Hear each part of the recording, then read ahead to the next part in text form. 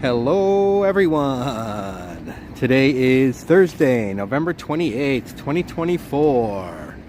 The time is around 11:20 a.m. Pacific, and the temperature is 57 degrees Fahrenheit here in San Francisco. And happy Thanksgiving to everybody. Hello Medano and Juanita. Welcome, welcome, welcome. It's a beautiful Thanksgiving morning, afternoon here in San Francisco. We're starting off in the Tenderloin district today. The Tenderloin district, Cyril Magnin and Ellis Street.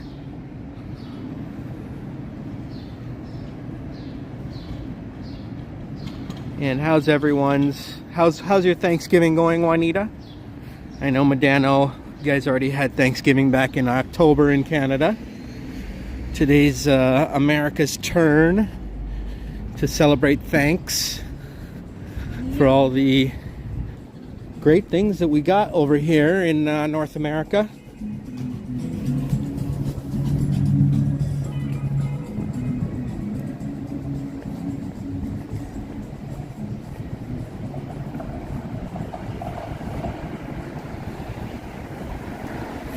Heading over to heading over to North Beach. Sorry, my goal for today is to find a coffee shop that's open where I can get a good cafe mocha at some point.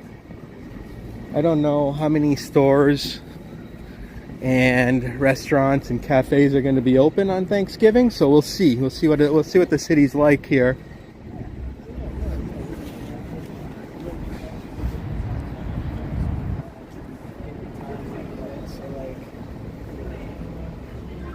Heading over to Jazz's place now. Awesome. So you guys are having Thanksgiving over at Jazz. Thank you. So you guys are having Thanksgiving over at Jazz's place. Well, wish her a happy Thanksgiving, Juanita. And we'll see you in the chat later. And if not, if you're busy with your family, no worries. No worries. Today is probably the biggest family holiday in the United States.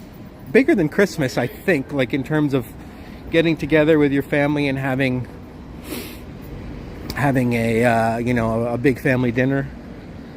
I think maybe even more people celebrate that on Thanksgiving here in the States.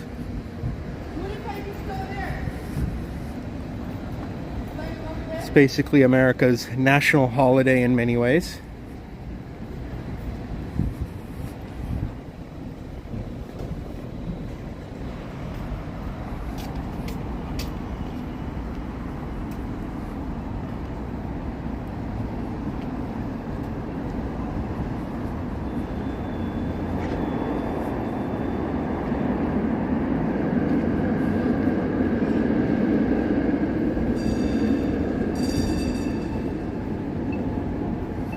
Go up Stockton Street once it's safe to cross.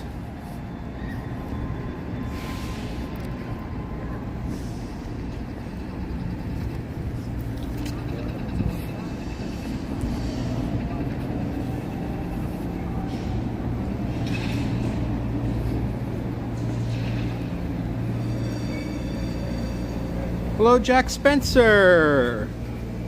Once had a great Thanksgiving at the Palace Hotel. Very cool. And Medano's saying, any big Thanksgiving plans? Not really. I'm just gonna cook. I'm not cooking turkey. It's too much food.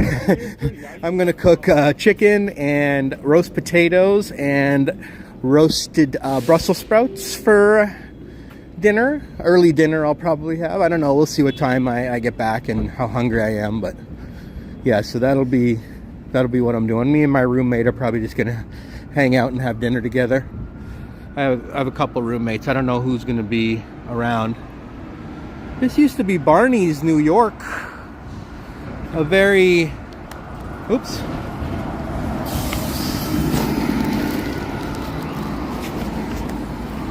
Bear with me.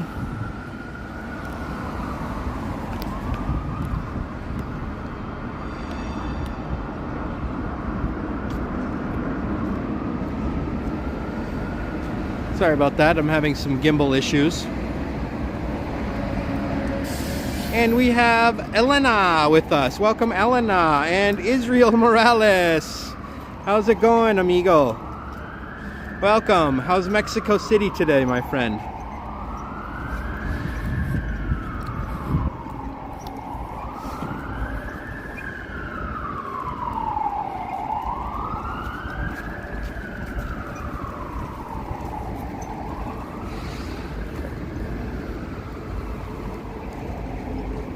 This is Macy's. And I imagine they're probably going to have some window displays here. Oh, if they haven't already, let's go check them out.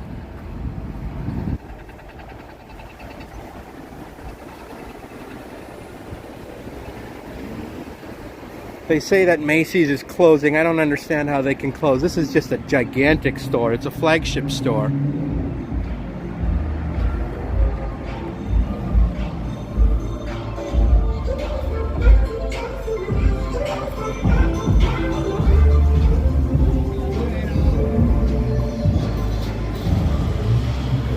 Pretty cute, right? Macy's is obviously closed today. So maybe they'll be adding more to their windows, I'm not sure, but this is what they've got so far. Those two little setups back there. So we'll see. We'll see if they end up closing. Hey, Plush Mickey and Matt, what's up? Plush and Matt, nice to see you. And happy Thanksgiving to y'all. You'll be in Union Square next week. Cool. Cool. You're coming down to San Francisco from Sacramento. There's a coffee shop that's closed. Oh, guess what? 40% off on everything on Friday. So.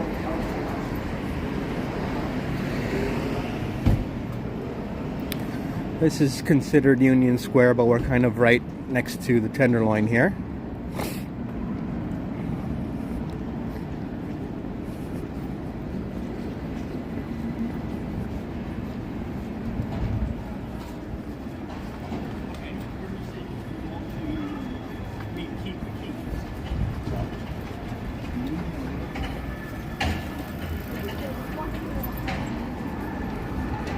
Starbucks looks open, but we'll come back.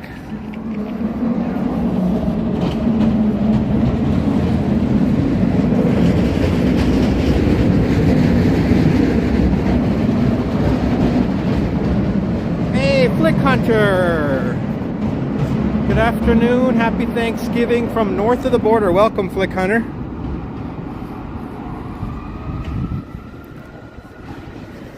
So Powell Street is extremely steep. I don't know if you can see that on the camera, but this cable car goes way up those hills. I'll go one more block, but I don't think I'm going to go all the way up those hills.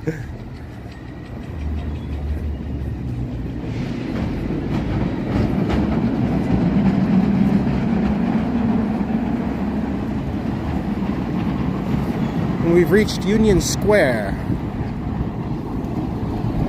the actual Union Square Plaza.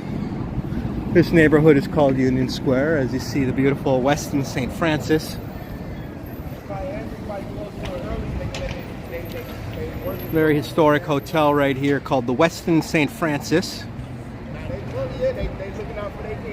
Sebastian, what's up, my man?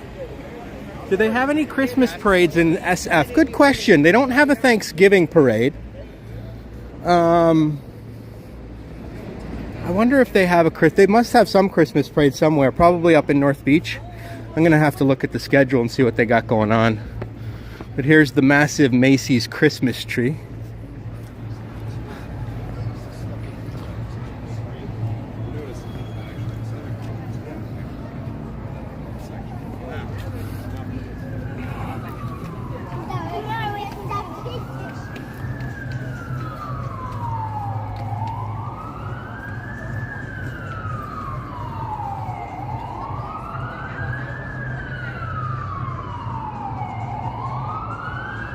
Cynthia, happy Thanksgiving. Oh, you remember this place, Israel? Yeah. Next to the Dewey Memorial.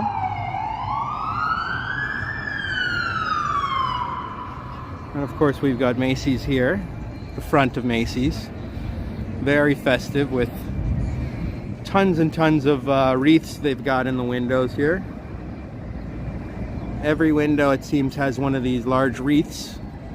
So that's pretty festive. And then of course they have a massive Christmas tree there as well in front of the, on top of the entrance to the store. Go into the Westin for the Sugar Castle Christmas display. All right, let's go check out the Westin. I've never been inside the Westin, so let's go see the Westin.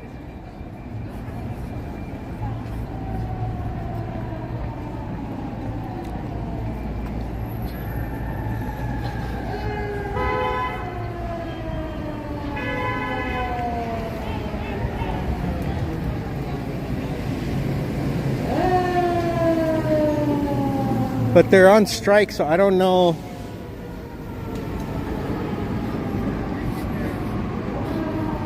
Let's go see what the deal is over here.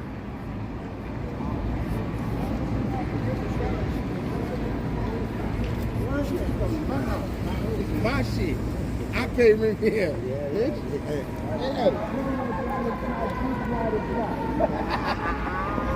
Big bus tour.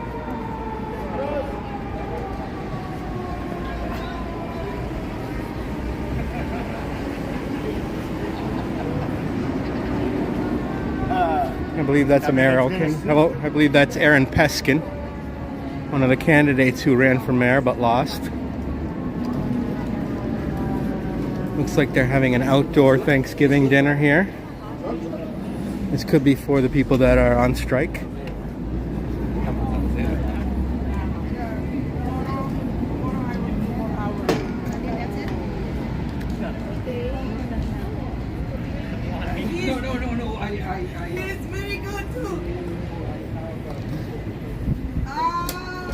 Oh, that's Victoria's Secret. Okay. Let's see if I can squeeze into the hotel from this door.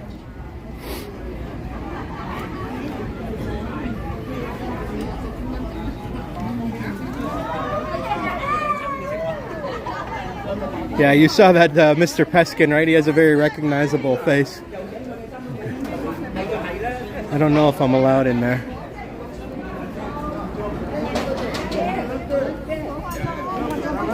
Oh, shoot. Sorry. My gimbal's been misbehaving today for some reason.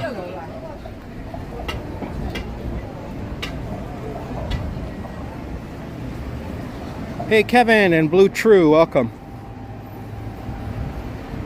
And Philly, Mr. Philly. How you doing, Philly?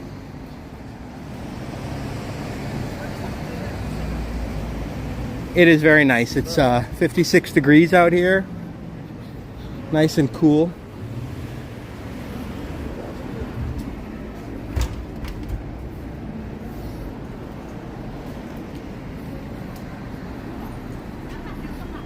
I don't know if they're even gonna let anyone in because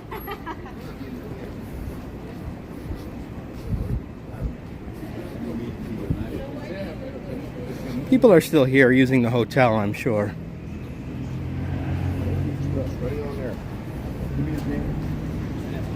This looks like the main entrance.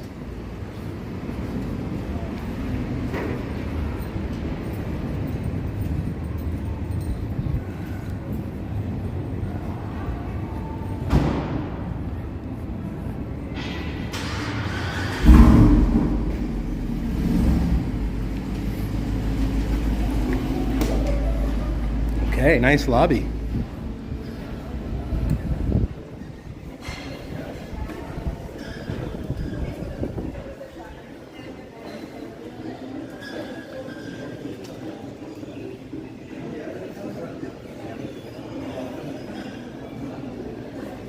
Huge television widescreen.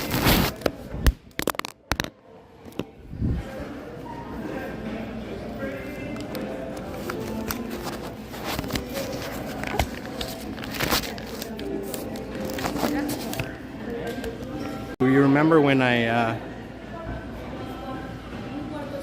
was here last time and they were on strike. Here's the Christmas decoration.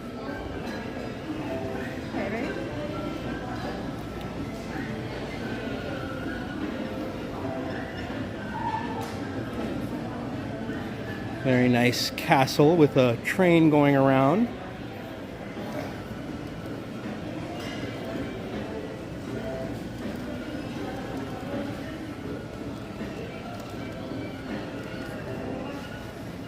Very pretty. And they've got a cafe here. I might come back here and get a coffee later if they're open. And then this is just for guests back here, but pretty nice hotel, I would say. Definitely historic hotel.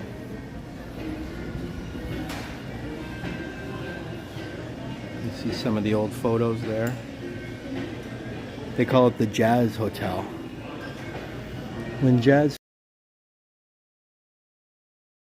sessions. Oh, okay.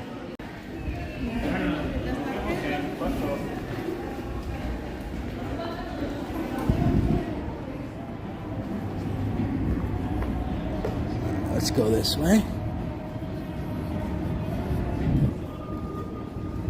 I don't know what's wrong with my gimbal today. It keeps conking out. Maybe it's just getting old. There's our buddy Mr. Peskin again.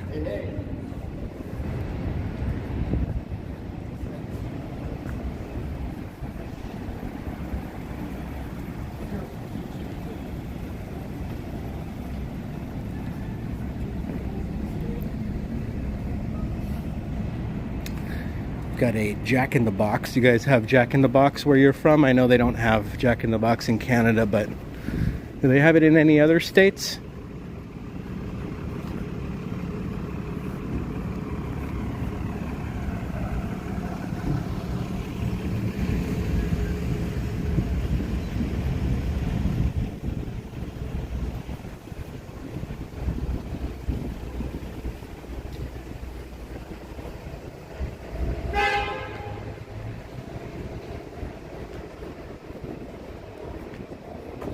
Nothing over in Philly, eh? Yeah, I didn't think so. I never heard of Jack in the Box until I came to California.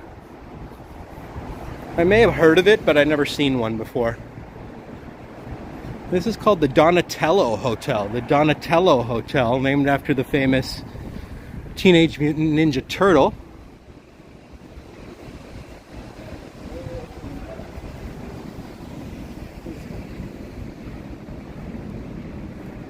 The Ninja Turtles are so famous, they got a hotel named after them now.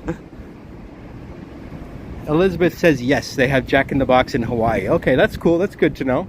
And they also have In-N-Out, right?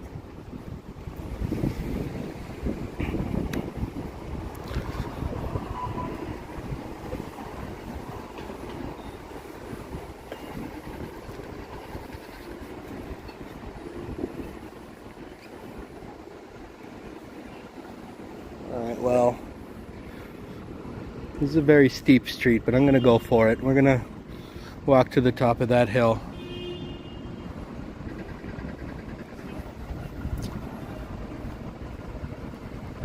Oh, they used to have it in New York, but now they're all gone. Ah.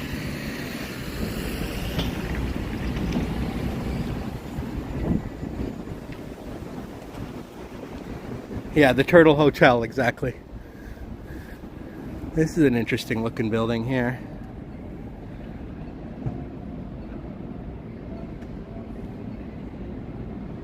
I like the design of that. Oh, there's no In-N-Out burger? Ah, okay.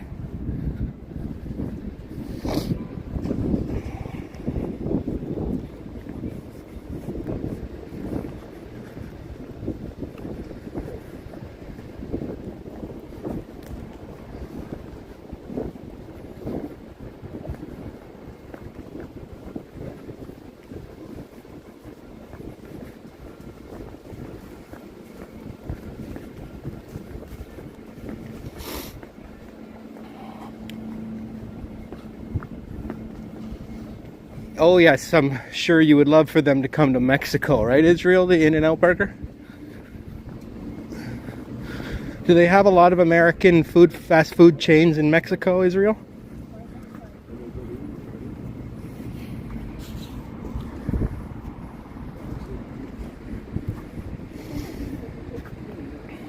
Yeah, what would be, you know?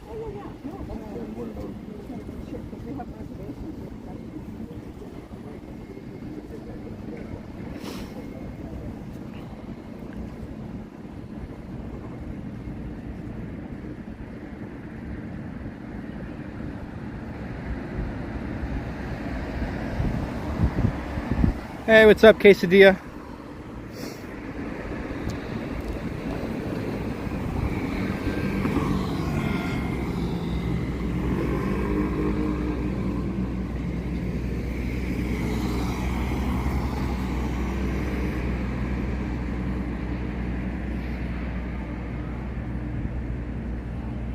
They got Costco and DirecTV.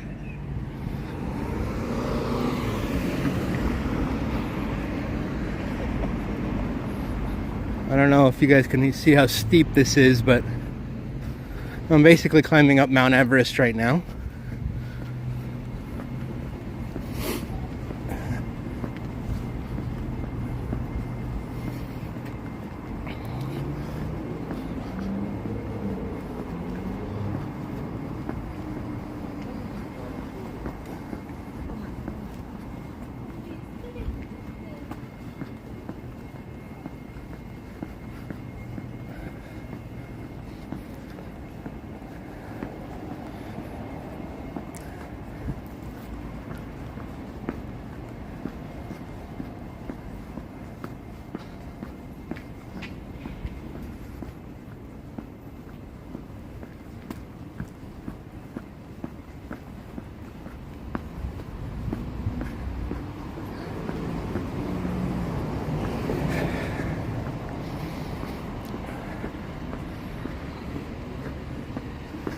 Alright, we made it to base camp.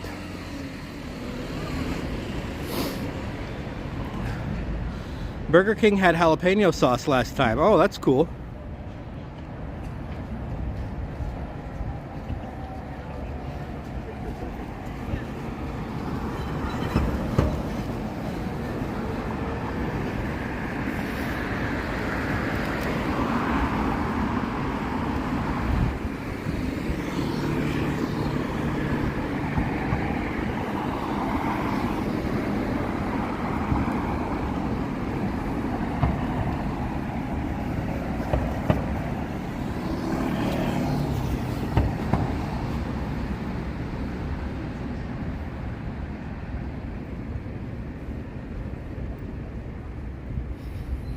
Alright, let's get out our mountain climbing gear here.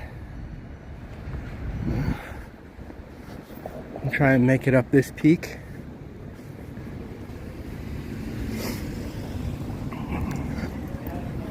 This really should be stairs. This really should be stairs.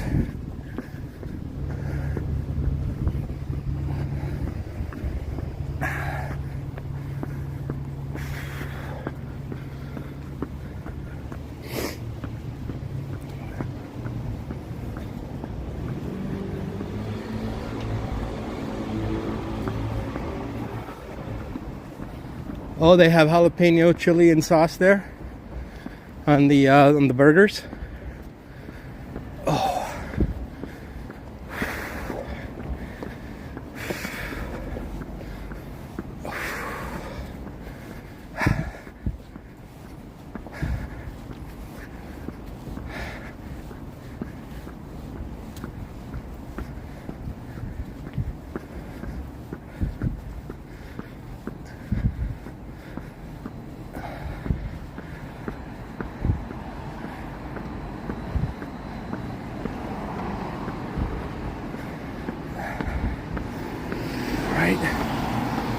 Made it to the second landing. This is Nob Hill. This is why all the rich people lived up here, because that way the poor couldn't come up and bother them.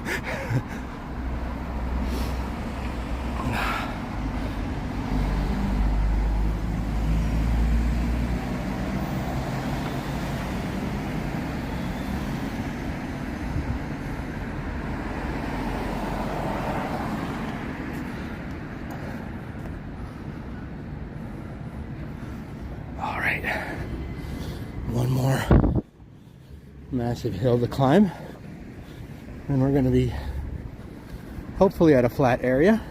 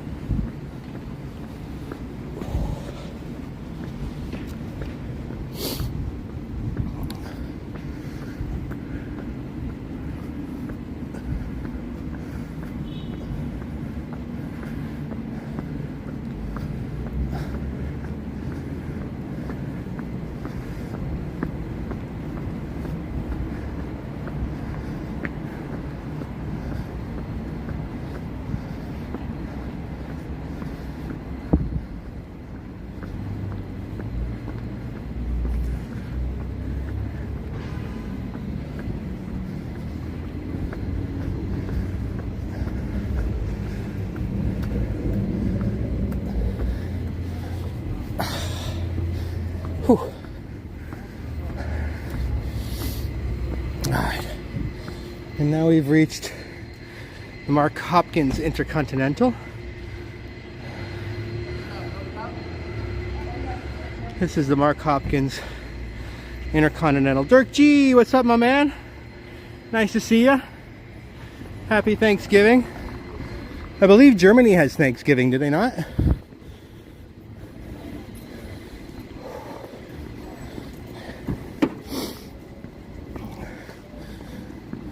Romy, just go out the front for right now.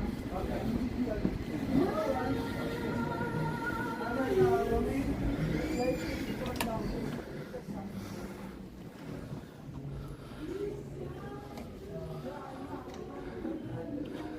This is the lobby of the Mark Hopkins Hotel, a very historic and famous hotel here on Nob Hill. Cooking some Thanksgiving dinner, Elizabeth? Nice. What are you cooking, turkey?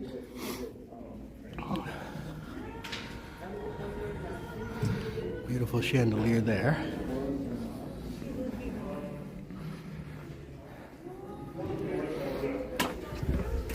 Not too ornate in there, but next door is the most famous hotel in the city, most iconic, the one that Sean Connery in The Rock personally asked to stay at.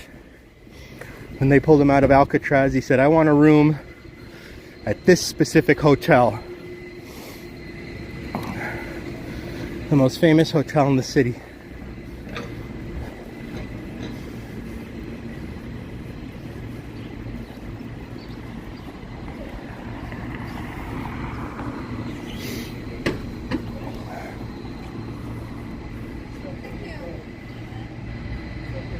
Germany has Thanksgiving on the first Sunday of October. Okay, cool. That's good to know.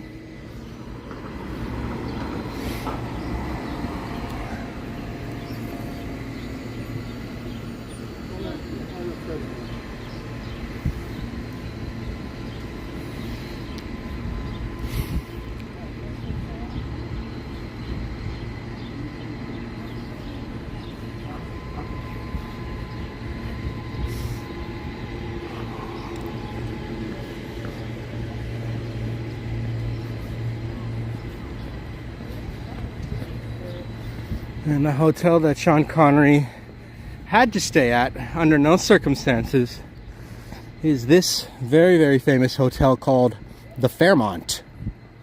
The Fairmont Hotel in San Francisco. Very, very iconic.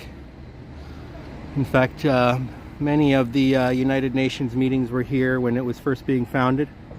No turkey this year, having chicken. So am I, Elizabeth. I'm making chicken. And potatoes and Brussels sprouts.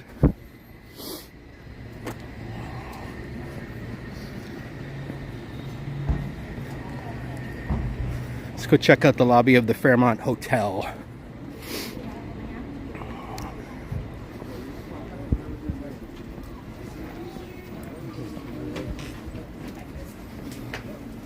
Hi there.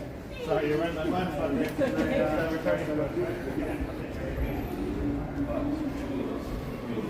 I know. It's like ridiculous.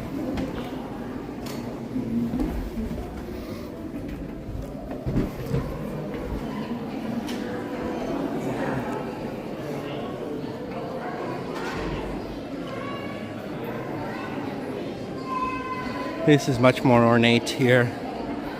Massive pillars. Mezzanine up there. And a beautiful Christmas tree here in the middle of the very gorgeous Fairmont Hotel lobby.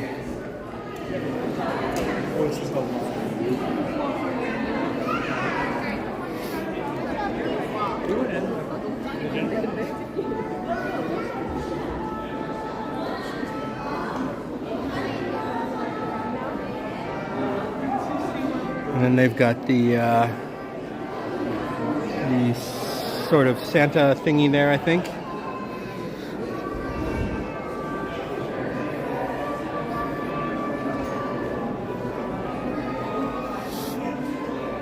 You can see even the stairs are made out of marble.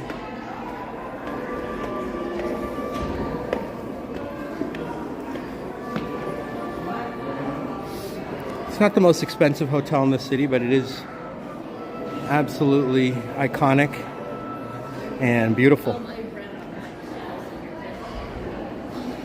Hello, Luis. Nice to see you, Luis.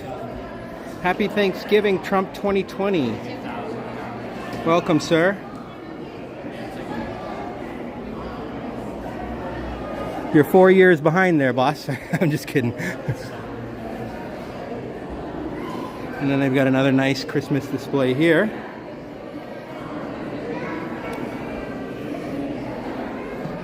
You can see the smells delicious in here. It smells almost like Indian food or something. And these are just where all the rooms are.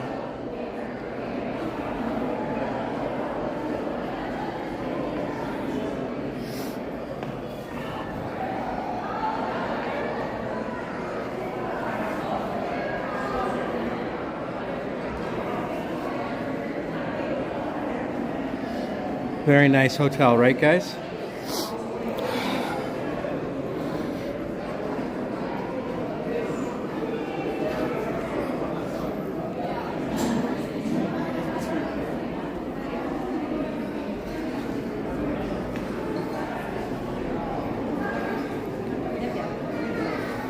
Now, there used to be 4 massive mansions here on Nob Hill, which were built by the 4 founders of the Southern Pacific Railroad. They were like millionaires in the days when millions was a lot of money. They'd be billionaires today, but all 3 of those mansions actually burnt down and were destroyed in the 1906 earthquake and fire, except for one. This brownstone one here in front of us, called the Flood Mansion. This is called the Flood Mansion. And now it's known as the Pacific Union Club. A very, very exclusive and sort of haughty-toddy men's club. I believe it's only men.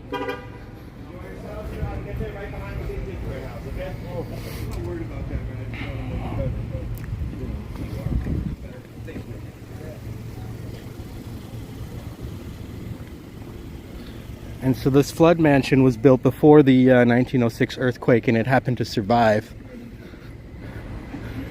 The other 3 ones that burnt down, they never rebuilt them on Nob Hill. Those millionaires decided that they would move to Pacific Heights instead. And so then they built this hotel here. And the Fairmont, actually, what's interesting, the Fairmont was under construction during 1906, and it was completed on April 18th, 1906, the very day that the earthquake hit. And it was supposed to open at 8 a.m. on April 18th, 1906. That was supposed to be the grand opening of the Fairmont Hotel. But at 5 a.m., the massive earthquake hit and destroyed the city. And so and a lot of the Fairmont Hotel was burnt and damaged before it could even open. So it took exactly 1 year for them to fix it, and they opened on April 18th, 1907 instead.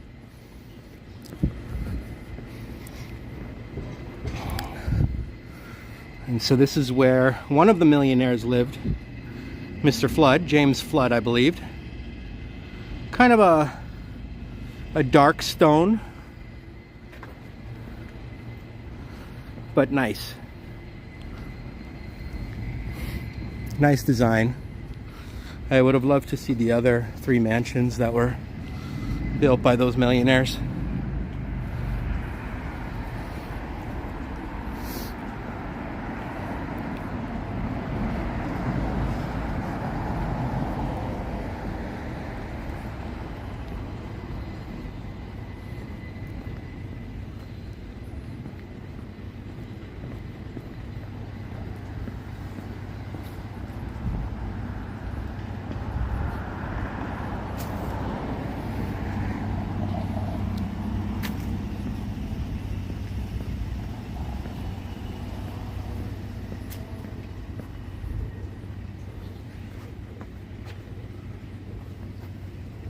This is Huntington Park, it looks like.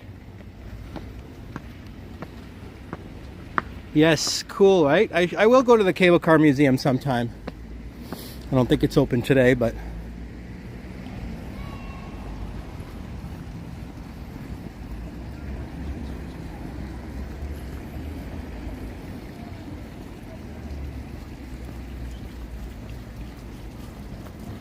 Interesting statue here. James Flood. Yes, James Flood was the guy who built that building right there, now known as the Pacific Union Club.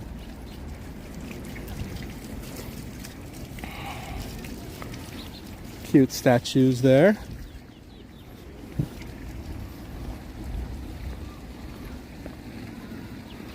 And of course, in front of us is called Grace Cathedral. This is called Grace Cathedral, the Episcopalian, also known as Anglican Cathedral here in the city of San Francisco.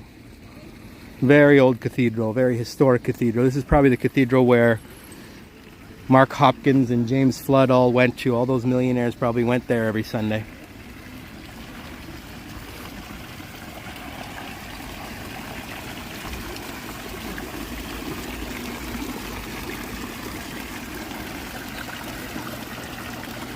Oh, you saw a very old video from before the earthquake. Very interesting. Yeah, I've seen videos of that. I saw one that's before, and also there's one that's after the earthquake where they're driving around and they can see all the damage. And I mean, this is like video from 1906, so it's not the best video, but you can still see it. Like, it's like still legit video.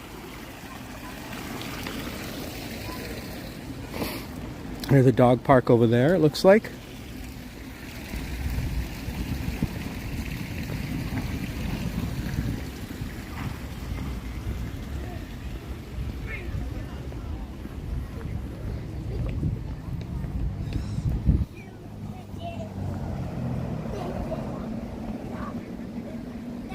Alright, I'm just going to put you down for a sec here.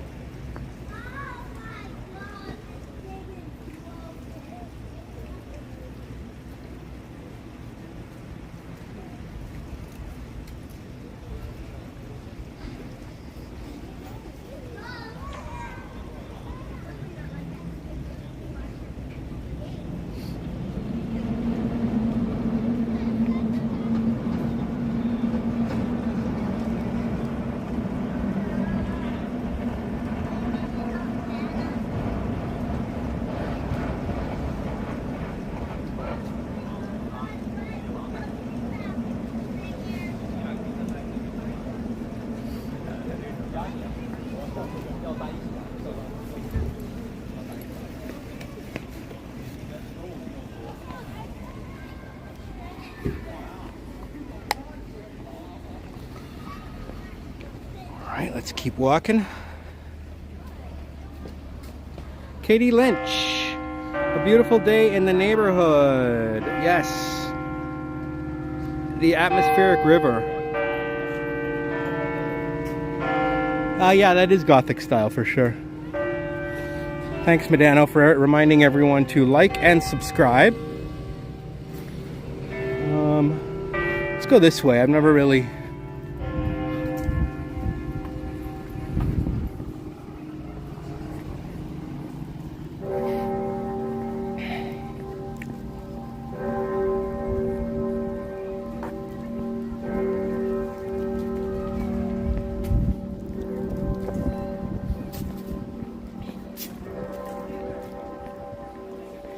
Let's continue scaling Nob Hill all the way to the top.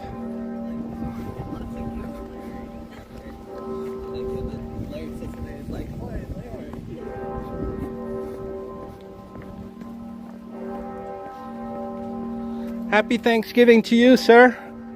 Sorry I can't read your name there. If you could put it in English letters, that might work if you could, if possible.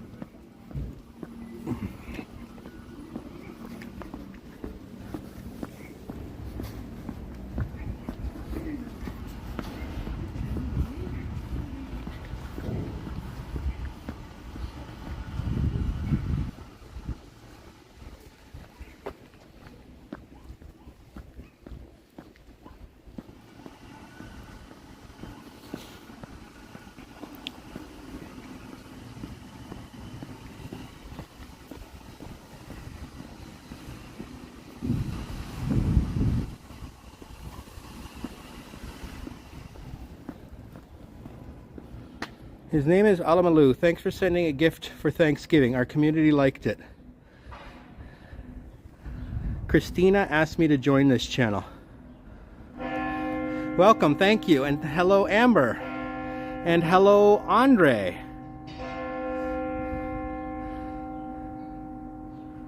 Well, thank you to Christina Alamalu. When you say Christina, do you mean Christine from We Go Places Tours?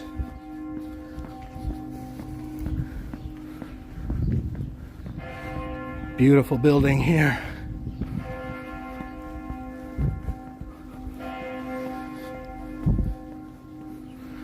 I can only imagine what these apartments cost.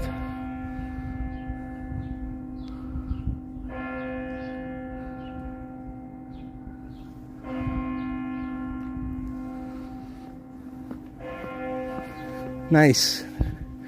Yeah, she's great. She has a great channel from Niagara Falls and St. Catharines.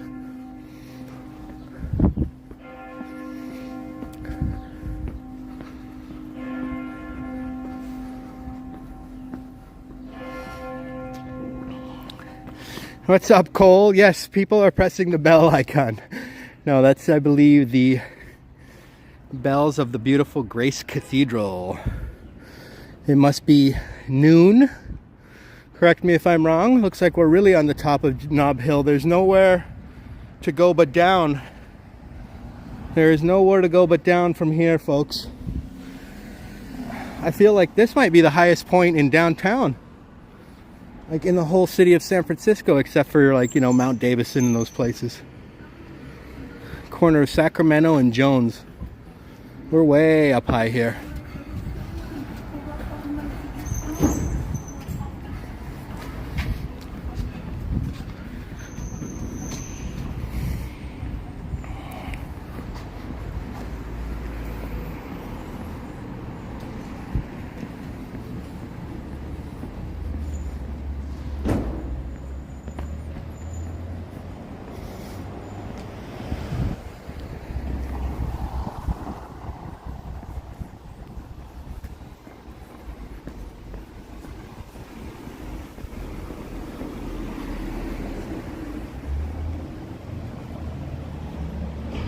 You want to make your own city and have a spot called Corn on the Cob Hill.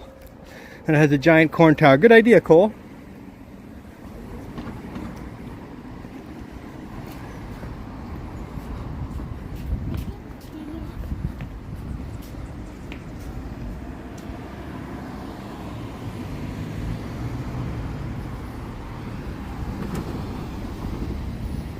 right, there's the beautiful Transamerica Pyramid.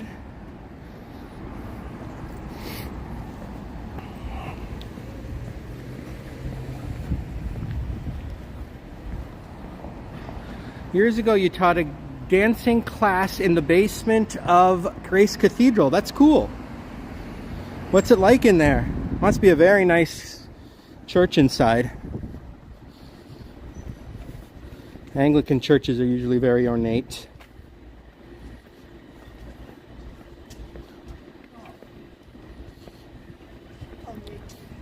She took that stuff before.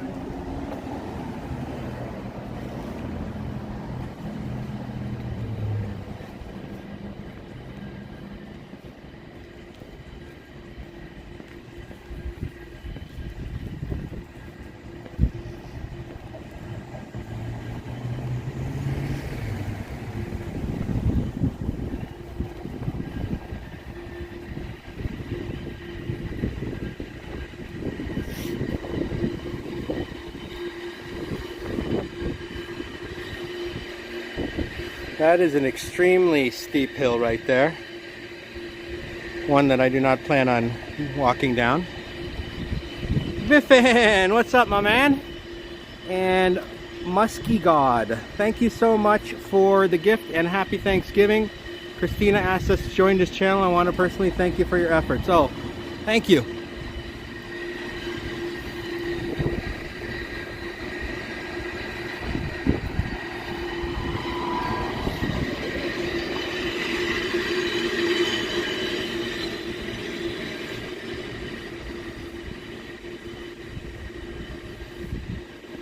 Thank you to Christine for sending folks over here. Yeah, right, Cole. A slinky, that's a good one. The slinky would have a real good time on these slopes.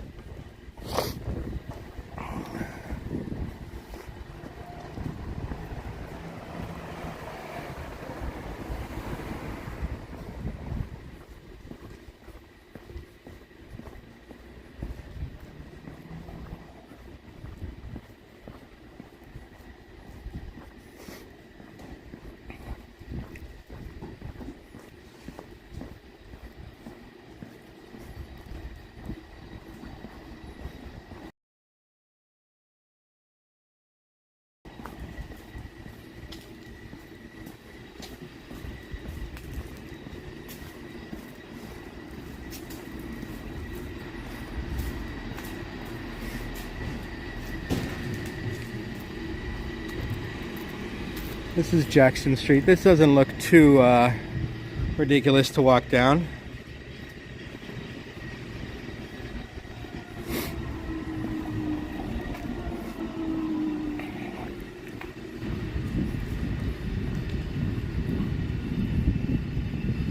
Interesting how they built all these homes on just steep angles, huh? It's like you've got this huge mansion here with massive pillars. And it's built on this massive hill.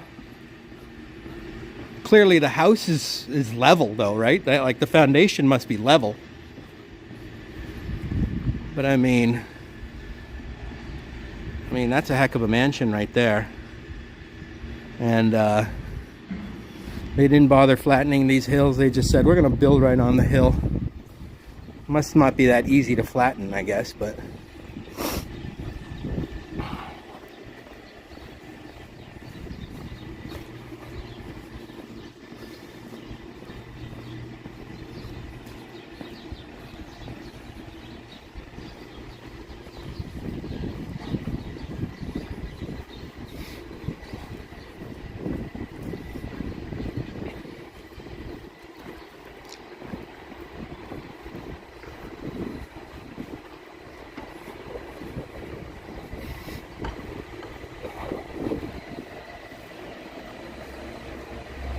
yeah, Cole, like they obviously had good engineers back in those days to be able to do it, right?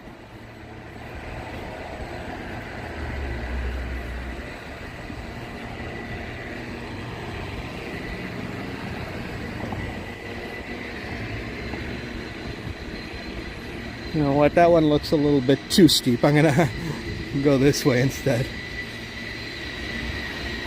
Steep hill, huh? Yeah. That guy was struggling just to get up, man.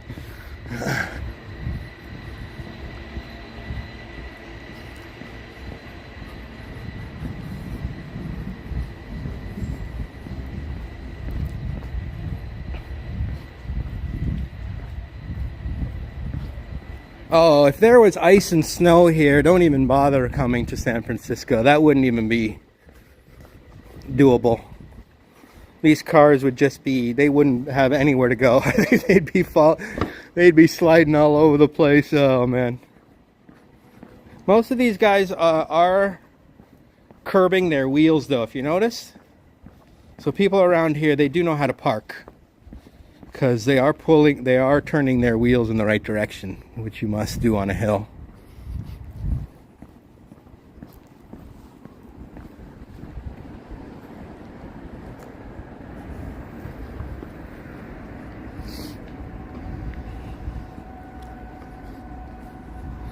Here's a shot of the Bay Bridge.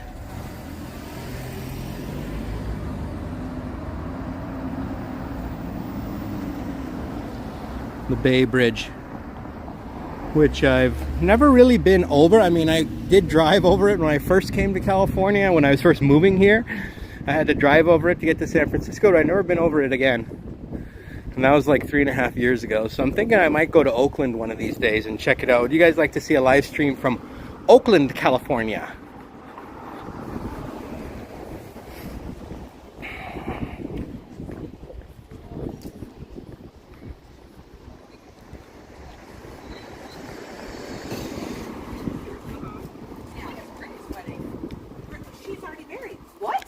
No, they got married on July 4th.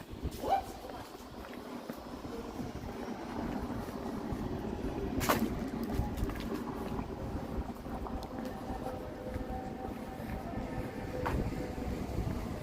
Okay, this is Broadway.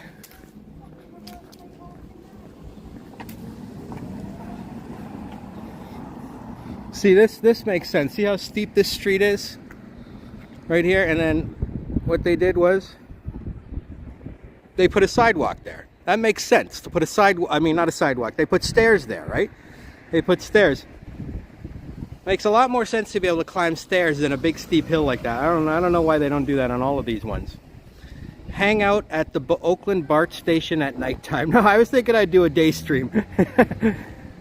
Madonna would like to see it. I would too, right? It would be nice to see downtown Oakland. The cars would be sleds, Biffin says. You might get your camera stolen. Well, I know Oakland has a very bad reputation. And yes, it's one of the most violent cities in the country. That's true. But I still think it's worth checking out.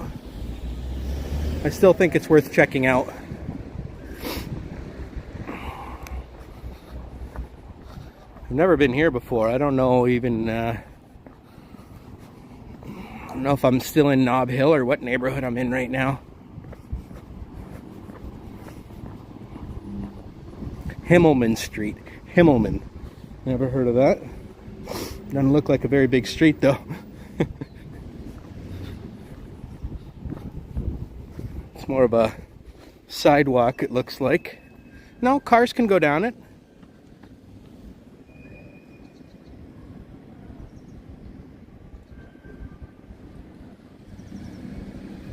Why are those guys wearing hazmat suits? Why are those guys wearing hazmat suits? I don't even want to know what's going on down there. Look, this guy's barely even making it up the hill. And he's driving.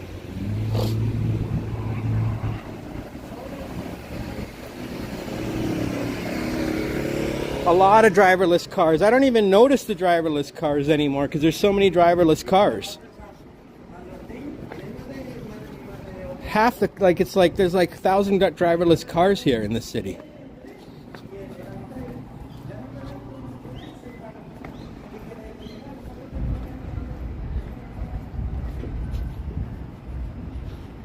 I'm just focusing on where I'm stepping right now. Oh, this is beautiful. Oh, is this the shrine of Guadalupe? You grew up on this block of Broadway. Great memories. That's cool, Emmer. You grew up around here? This is like Chinatown, North Beach area? Asbestos or mold removal. Yeah, that's probably what it is. Good point, yeah. Nuestra Senora Guadalupe. I believe this church is the shrine, the national shrine to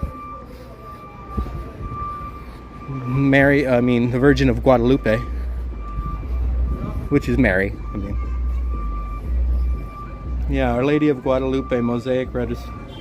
That's right. Our Lady of Guadalupe is the famous miracle that occurred in Mexico, I believe.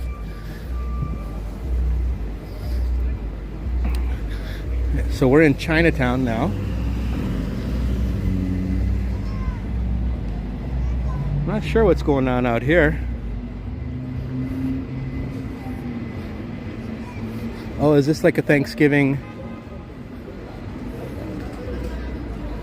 dinner? For charity, maybe?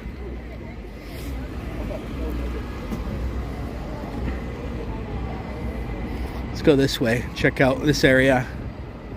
This is kind of the edge of Chinatown here.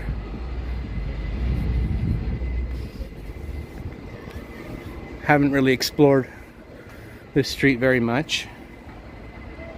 Nuestra Senora de Guadalupe, yes. I'm not sure exactly what that means in English.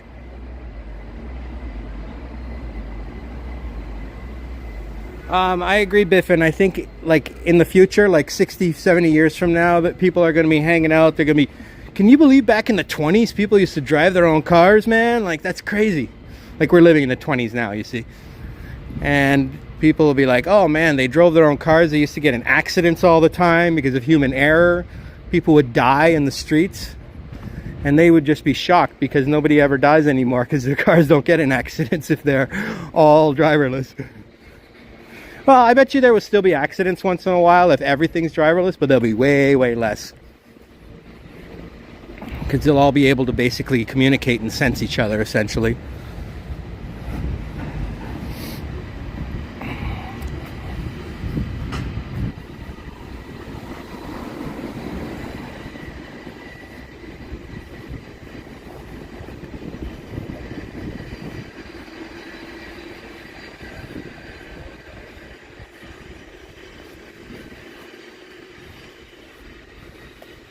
Some stairs go up there, I'm not sure where.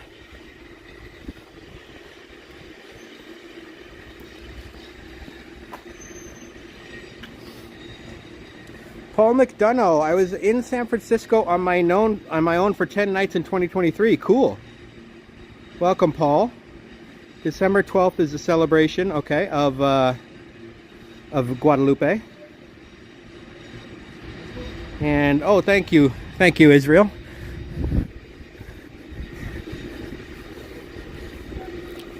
Although I pronounce Israel in a very English way.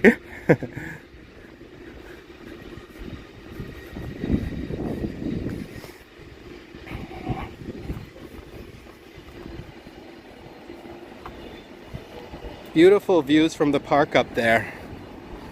I mean, I can see the Ferris wheel from here. This is gonna be one heck of a view from here. I'm so glad they put the Ferris wheel in Fisherman's Wharf instead of Golden Gate Park.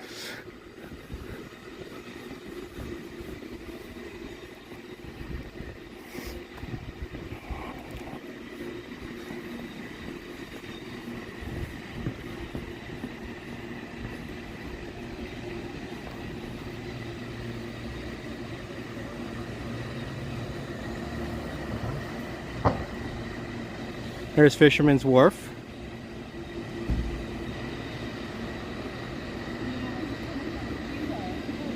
Let's walk down to Union Street, and then I don't know if my favorite coffee shop's going to be open today. Probably not. I guess I could check Google, but I'll just go there.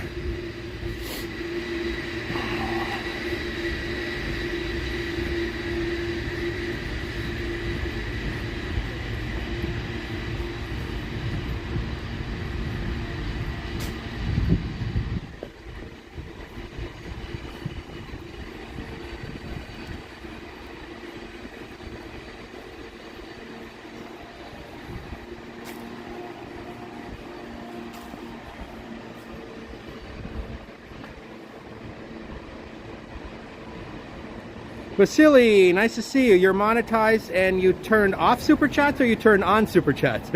Nice to see you, buddy. And Epic Nation HD is here too. Liam and Vasily showing up at the same time. A quick hi to all the friends in the chat. What's up, Epic Nation HD? Liam is one of the Golden Gate Bridge tier members of our channel and is in the postcard club. Did you get that postcard I sent you there, Liam? Anyone who joins the Golden Gate Bridge tier gets a handwritten postcard from me every month. I sent them out this month, so hopefully you got that, bud.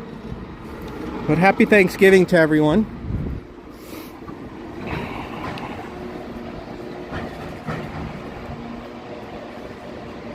Oh, you got to go to work? Yep. No worries, bud. We'll see you soon, Liam.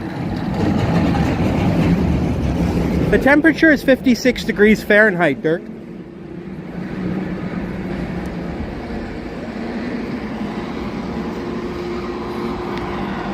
As you see the cable car make its way up the hill. Oh, with Canada Post on strike, it might be delayed. Ah, I forgot that Canada Post was on strike. Good point. Well, I think you'll get it eventually. They won't lose it. It'll just yeah, get delayed. You'll get it though. And Paul is saying, I went to the nudist beach. I've actually never been over to that nudist beach yet. I frankly would not want to see any of the nudists because from what I've seen, most nudists, they aren't not beautiful women, okay? They're mostly old, wrinkly dudes, so...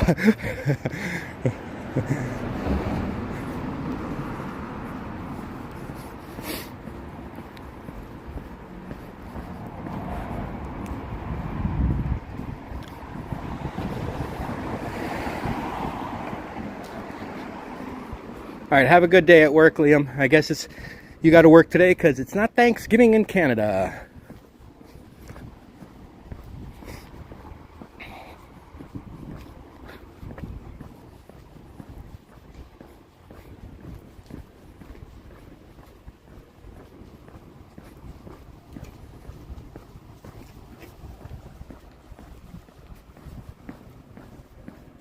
You made your membership icons the color. Oh, that's cool. Good idea. Oh, you went to Coit Tower?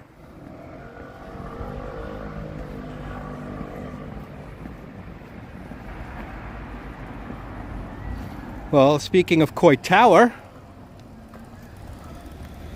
there's the famous Coit Tower, C-O-I-T, Coit Tower.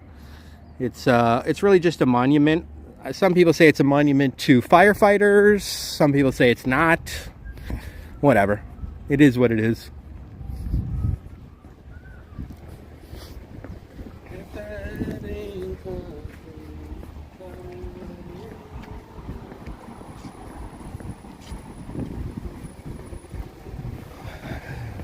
I highly doubt my favorite coffee shop is open today. I don't see why. Oh, there are people here with coffees in their hand. Interesting. Where'd you get the coffee? Oh, just up the block. Oh, it's open? Yeah, Yep. Okay, thanks. Yeah. Yeah, because this one is the one that I love, right here. It's called Mario's Bohemian Cigar Store Cafe, an unusual name for a cafe. I guess I can quickly check if it's open. It doesn't look open. No, I'm not seeing anybody inside. But those guys had a coffee in their hand. I'm gonna go find out where they got one.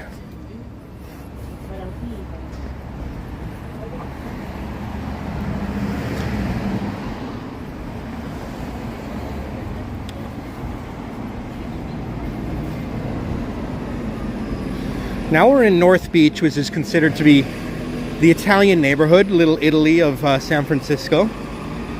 And it is filled with Italian businesses and probably Italian residents too. I don't know how many Italians still live in San Francisco. I mean, certainly one of the more famous Italians to ever live here and be born here was the late great Joe DiMaggio.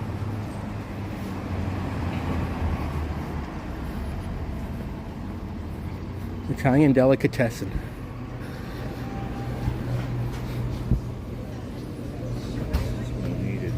You can't look where you're walking. Well, you're not looking either, my friend. Right. Who's this guy?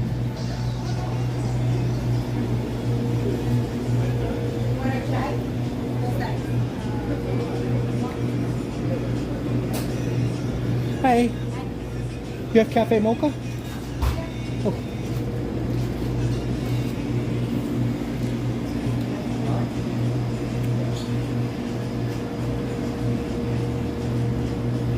You left your MP3 player in San Francisco, not your heart. Devin Sullivan, what's up, Devin? How you doing, my man?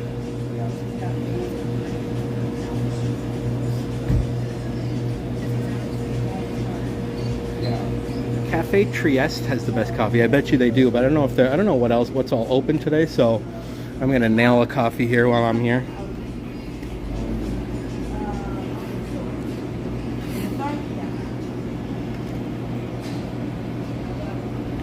Okay, thanks, Alamulo.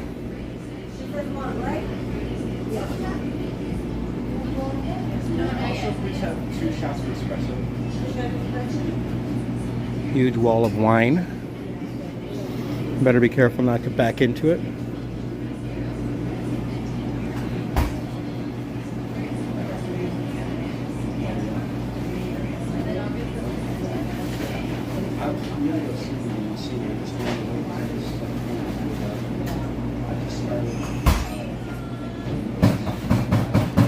Yes, Vasily, I'm so glad you got super chats. That's awesome, my friend. I mean, yeah, it is shocking, right? I mean, I started my channel on July 12th, and I've already had super chats for a month now, so I know how it is. But it's very exciting.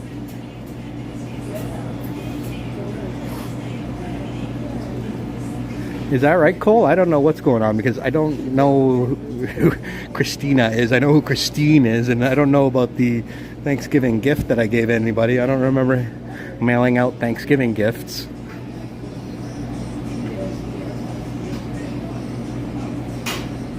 Having a chill day, Devin? Are you cooking up a big storm, Devin? I know you're a master chef. You making some turkey and all that stuff? Deep fried turkey or something?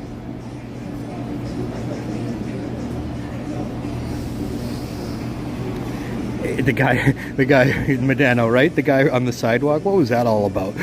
Or you look where you're going? Well, I'm kind of busy right now, bro. Why don't you look where you're going? Okay, thanks, Medano, because I wasn't sure what was going on there. I've seen that guy in the chat, that weird name. So I didn't think it was a troll last time.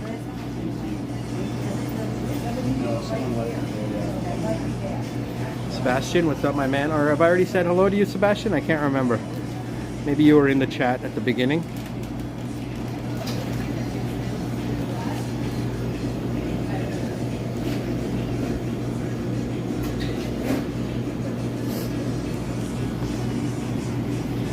Cool store here. Get yourself a nice sandwich. They got a whole bunch of sandwiches there. Hot dogs. They've even got lasagna. And all kinds of specialty sandwiches.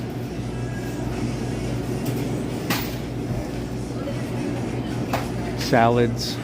One salad, it looks like, or two or three salads.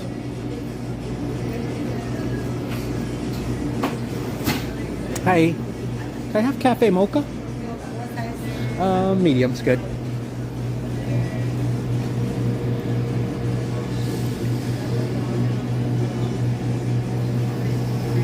Actually, do large, please.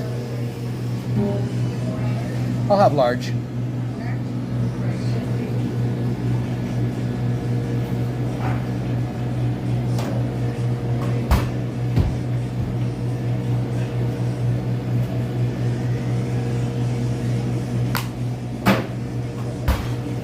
$8:30 p.m. there, -5, yep.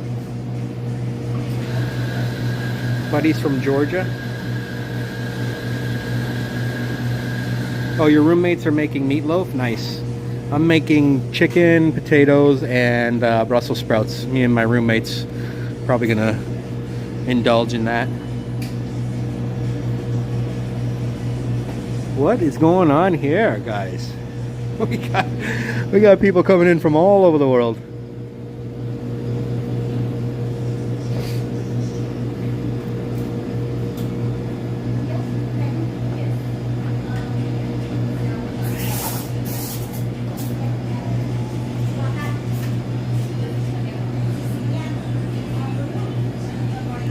I'm being infiltrated by spam bots.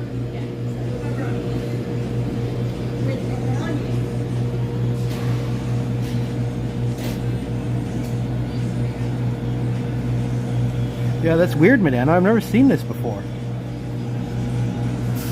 I mean, I've seen one or two bots, but like a whole slew of them coming in all at the same time.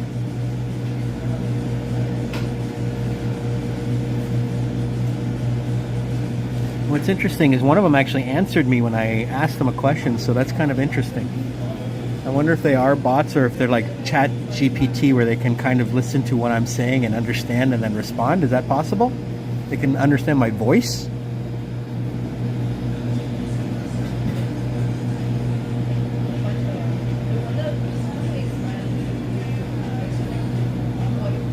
That's it? Yes.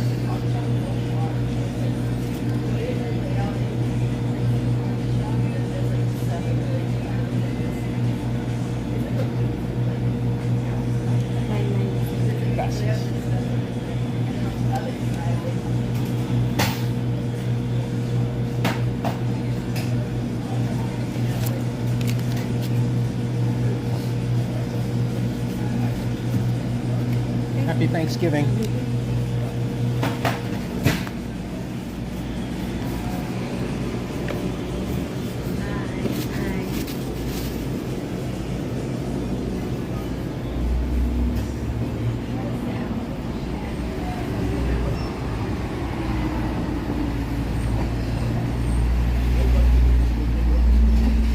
Look at this pastry place.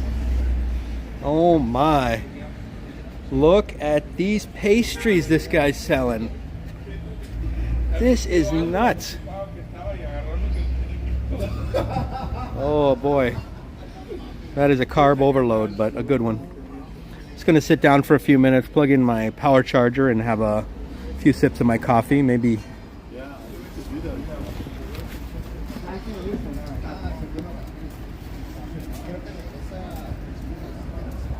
Crazy, right? That is some nice pastry action they got going on there. They've even got pizza there. Pizza at the back. And like cannolis and croissants.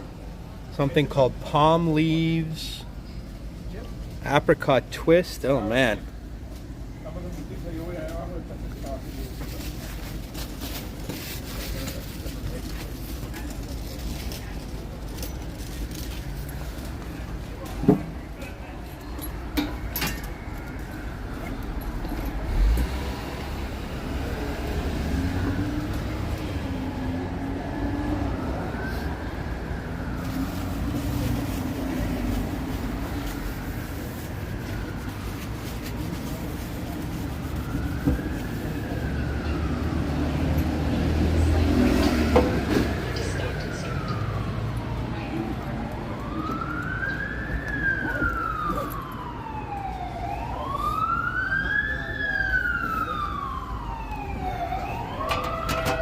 That's focaccia bread. Yeah, that is focaccia bread. That's not. I don't think that's pizza.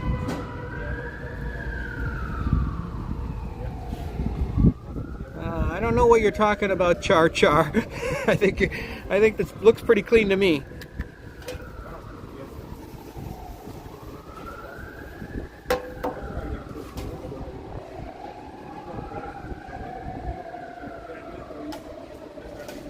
Chat's not showing again. I don't know, Biffin. I was just quiet because I was in the store. I didn't want to talk loud while I was in there.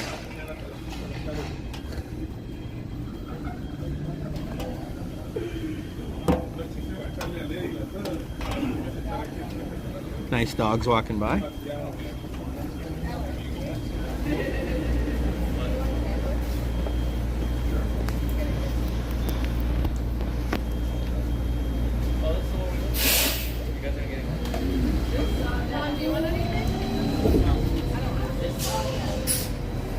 Hang on one sec.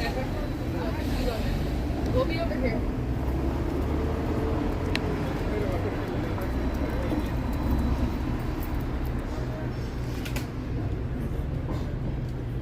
You went to New York City for 10 nights. It's a different animal to San Francisco. Absolutely. New York City and San Francisco are different. Oh, I see Char Char. Okay, well, I don't know. I didn't notice that, but I'm sure it's fine. Looks like these guys have been in business for a while.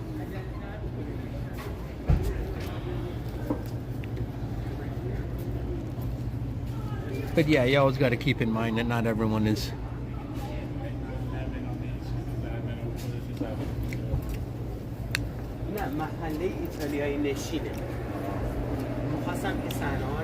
Cafe Mocha.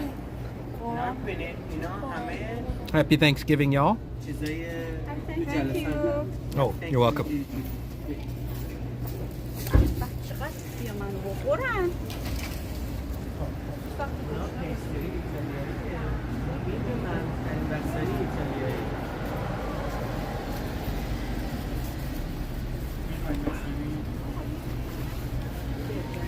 Sounds like Persian language speaking.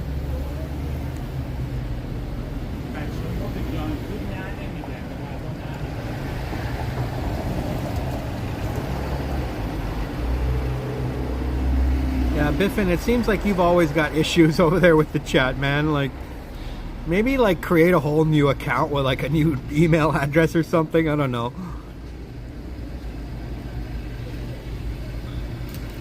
Seems like YouTube is deleting a lot of your comments for some reason.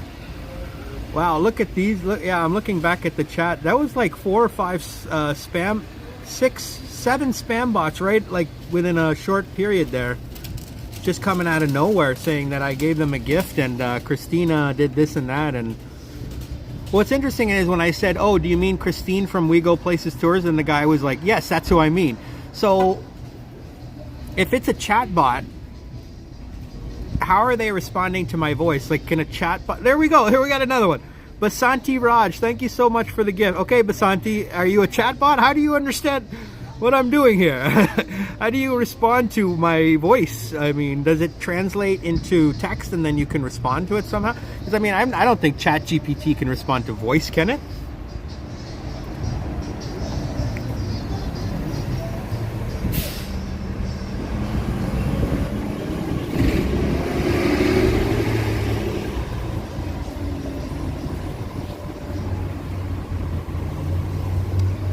So I'm Twinkle Khan.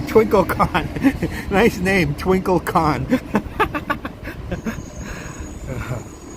Nice photo there, Twinkle. You're a very beautiful chatbot.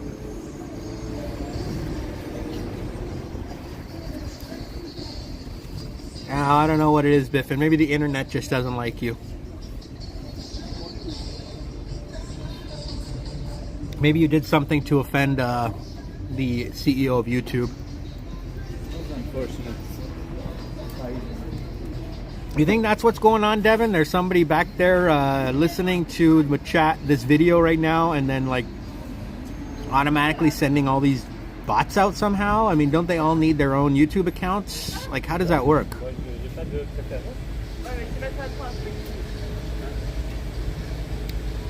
And even if Medano hides one of them, the next one's going to come next anyway, so there's nothing you could do to get rid of them. Andre, Stander, cheers, my man.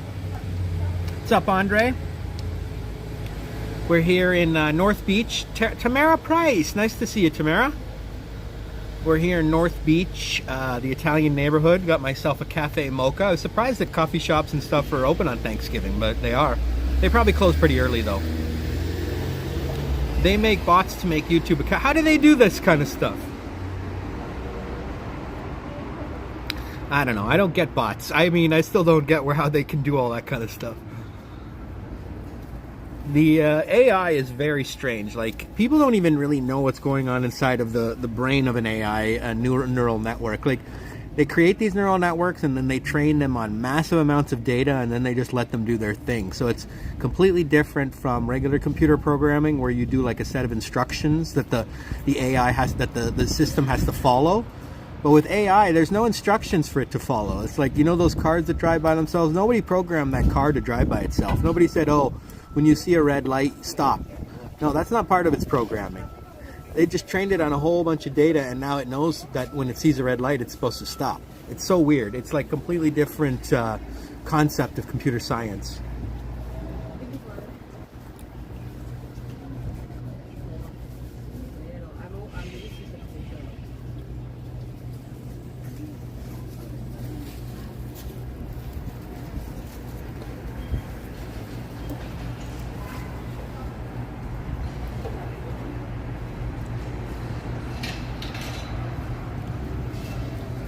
Yeah, exactly. I mean, Devin, it's not even code barely. It's not really code. I mean, yes, the neural network itself is code, but the training aspect is not code. It's just training it, and then all of a sudden it's able to do what it does.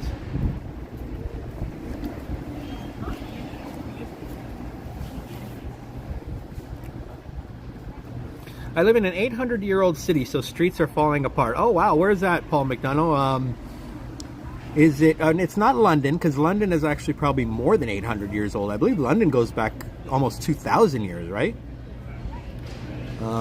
Edinburgh could be 800 years old. Your name sounds Scottish. They will keep quiet after some time. Okay, thanks, Muffin Man. Are you the one behind it? I'm just kidding, Muffin Man. Oh, I know you've never done anything inappropriate, Biffin, on the chat. You just like to joke around and have fun, and nothing you say is worthy of deleting your comments. Liverpool's 800 years old. Wow.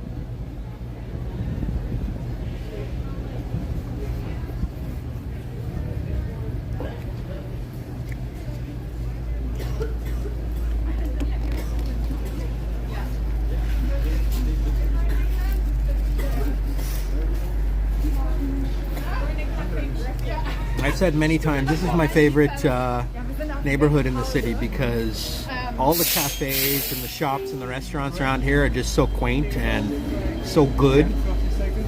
The Italian food, they have the best gelato, they have the best pizza places, they have the really great coffee shops.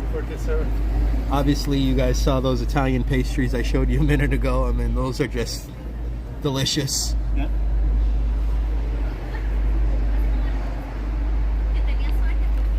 Oh, Muffin Man.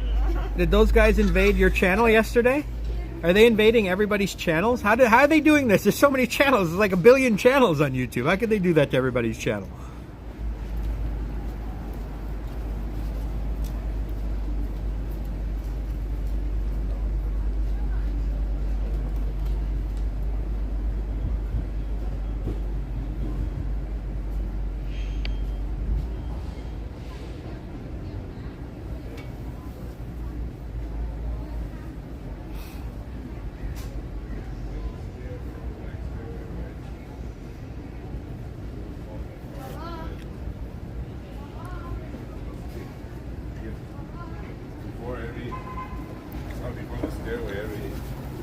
Years you got to do something with the stairway, right? Very old city near you, Winchester, Hampshire. Winchester. That also goes back to Roman times, right? Winchester Cathedral is famous, is it not?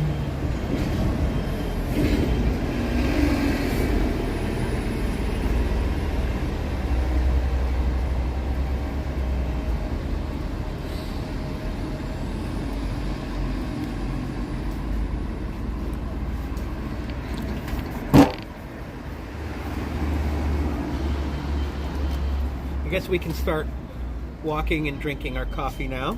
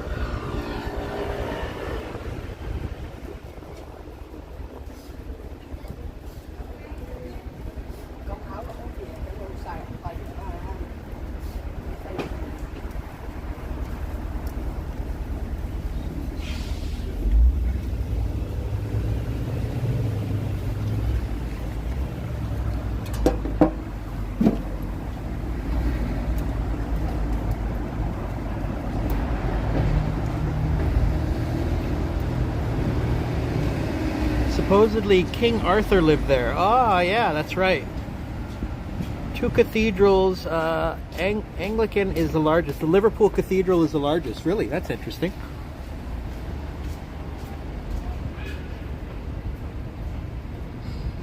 Boris C., welcome. Nice to see you, my man. We're in North Beach. We're gonna head back towards. The Tenderloin because that's where I parked.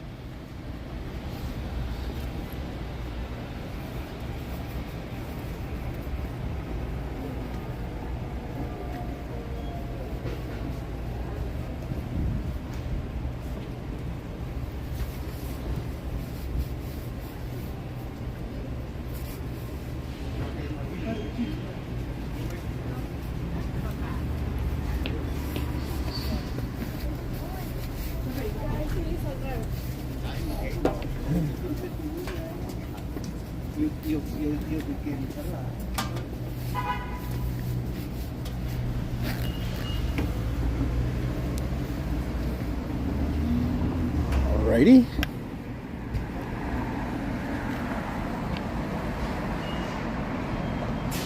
Welcome, Don Carpenter. Nice. And we have Kamala Paris. Oh, nice name. Is it legal to show the license plates of the cars? Absolutely. It's legal to show anything I want to show, my friends. It's a public street. No questions about legality here. Of course, private property is a little different, but public streets. Someone's walking around naked, I can show it.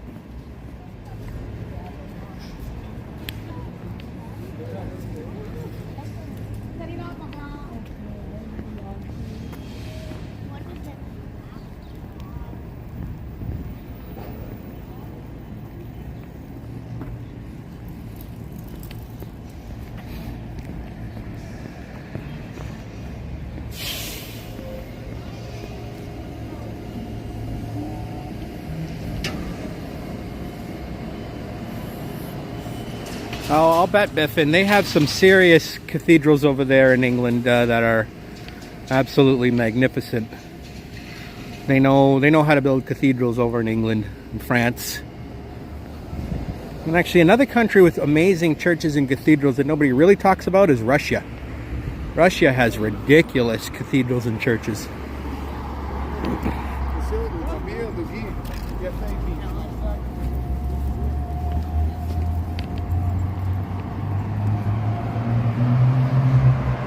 Nice and peaceful in North Beach today. Absolutely. This is a wonderful day to be walking around North Beach. There was a delicatessen open there, which I was surprised, and I was able to grab a coffee. So, I mean, to be able to find a coffee shop open on Thanksgiving, you're lucky, right?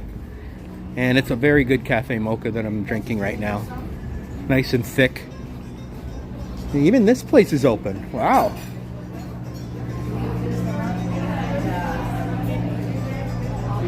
Cannoli, gelato, and tiramisu they have here. I like gelato. Cannoli, so-so. Tiramisu, I don't know if I've ever had it.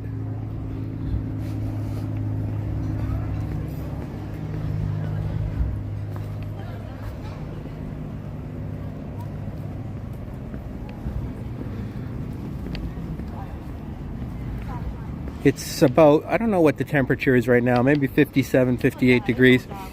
But what's interesting is when you're walking around, especially on all these steep hills, like you get warm. Like I'm sweating. And it's not hot, but I'm still sweating because it's just, it's kind of like a workout, you know, with these hills. I mean, I walked all the way up Nob Hill. And back down. And now we're heading towards Transamerica Pyramid. You went to that bar on the right? Hey, Matt Bross, what's up, my man? Leave the gun, take the cannoli. Where have I heard that from before?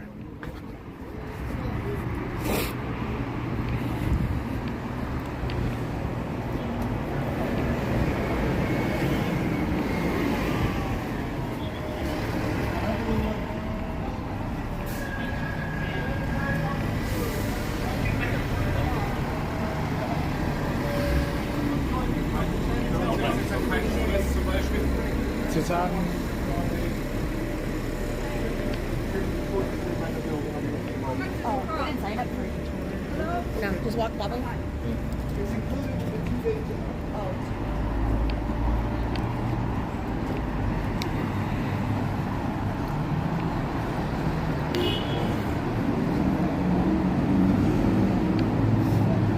There's the There's Chinatown. That's the heart of Chinatown right there. I'm gonna skip that today. I've done Chinatown a lot.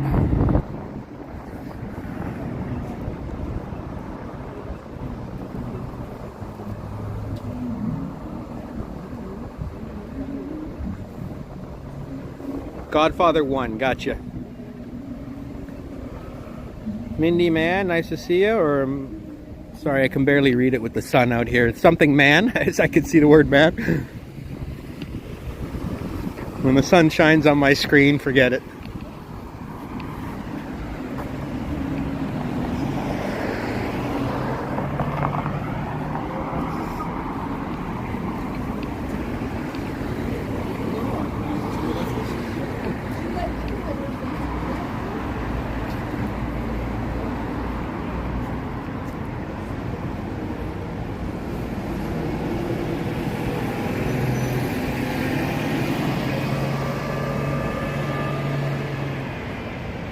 You'd like to see the Cow Palace. The Cow Palace, yeah, that's an event center where they have like concerts and stuff, yeah. So there's still stuff open today, I'm noticing. Even a smoke shop open on Thanksgiving. I don't know about Larry Flint's Hustler Club. Do you think Larry Flint's Hustler Club is open on Thanksgiving? Famous strip club there. This is the strip club neighborhood of the city. Most, or if not all, of the strip clubs are pretty much here in North Beach. But it's a very nice area. It's not, you know, seedy at all around here.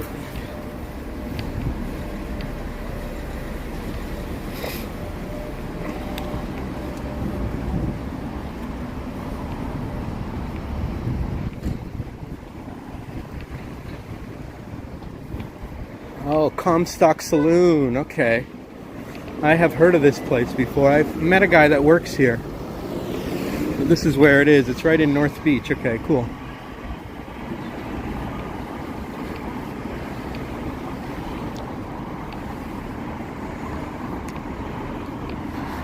This building here, this very ornate green building, is one of the very few buildings to survive the 1906 earthquake and fire. And it also happens to be a headquarters of Francis Ford Coppola's production company, American Zoetrope, or Zeotrope? Zoetrope? I'm not exactly sure how you pronounce it, but there's even a cafe here called Cafe Zoetrope. The historic Sentinel Building has been the home of American Zoetrope since 1971. We have written, edited, and sound mixed many of our films here, including Godfather 1 and 2, Apocalypse Now, The Conversation, Black Stallion, and Rumblefish. All those movies were written, edited, and sound mixed here, or at least partially. Other filmmakers who have worked here include Werner Herzog, Carol Ballard, and George Lucas.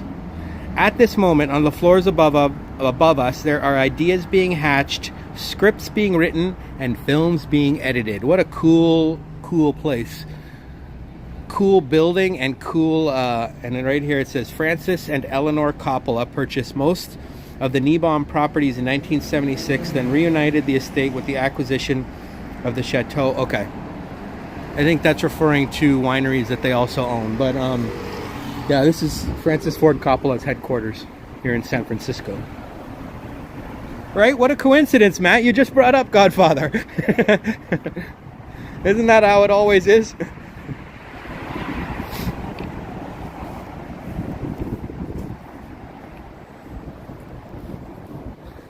Larry's Club is open on Thanksgiving, but only topless. Yeah, they don't go full frontal on Thanksgiving, right?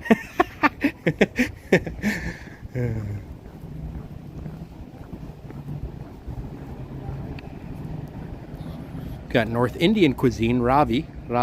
That sounds good. It's open too. I am very surprised that a lot of these restaurants are open today. I wonder if they're just open for lunch, because I mean, like, the workers got to go home and eat Thanksgiving dinner, don't they? I mean,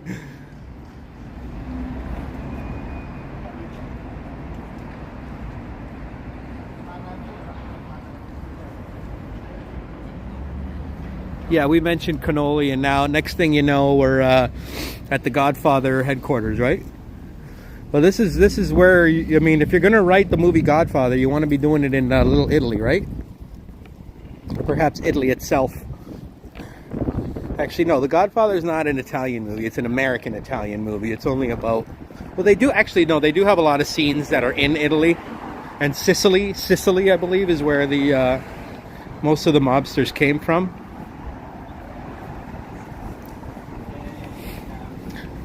Oh, Columbus Burger's even open. This is iconic. I have not had this place, but people say this is where you got to come for a good burger, and I believe it. North Beach has good food, and if Columbus Burger is going to survive, they got to have good stuff.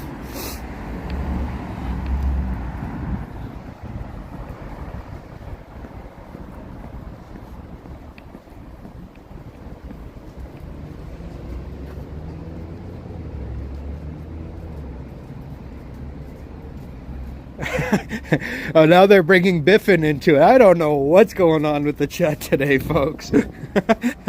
Biffin, what have you done? Now they're using your name. This is the famous Transamerica Pyramid building, the famous Transamerica Pyramid.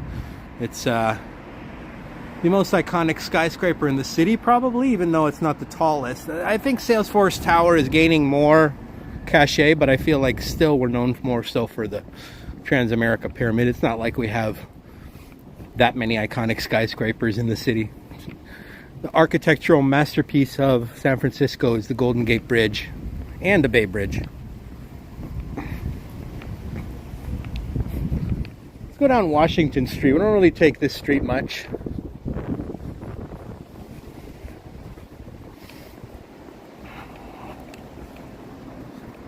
Today is Thanksgiving. Skyscraper in San Francisco, absolutely. This is the Hilton Hotel.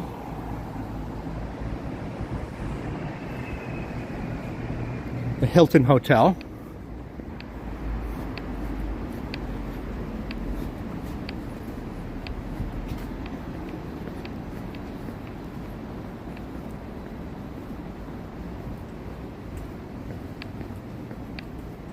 (1972) the Transamerica opened. Oh, really? Okay. So it's kind of old then, right?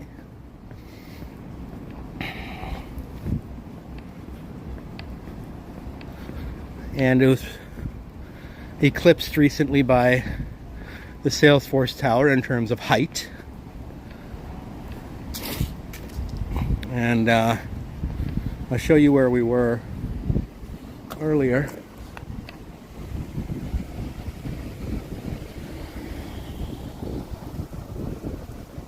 We were way over there earlier when I showed you the Mark Hopkins Hotel and the Fairmont Hotel. That's where it was. That's where it is up there. So we've made a good amount of progress since then.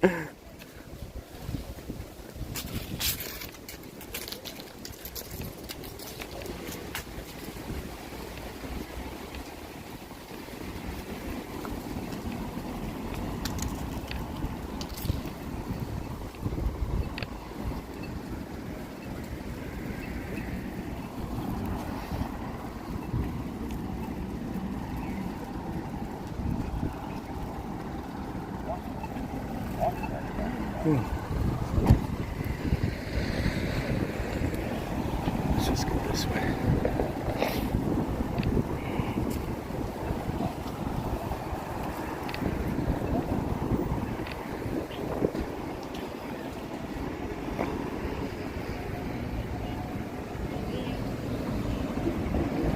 Oh, what a coincidence. You're watching a live stream from Sicily. Welcome, Angelo. Nice to see you. And Skystep Drones. What's up, my man? Happy Thanksgiving. Skystep Drones. How's your Thanksgiving going?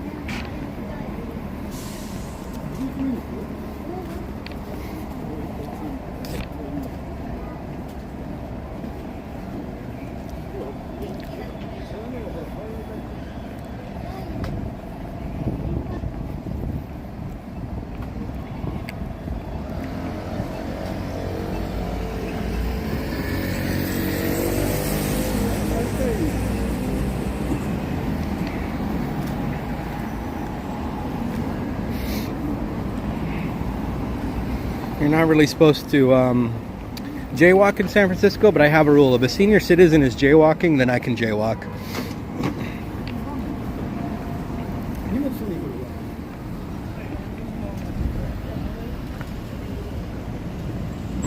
Oh, you watched Bullet for the first time. I don't think I've actually ever seen Bullet with Steve McQueen.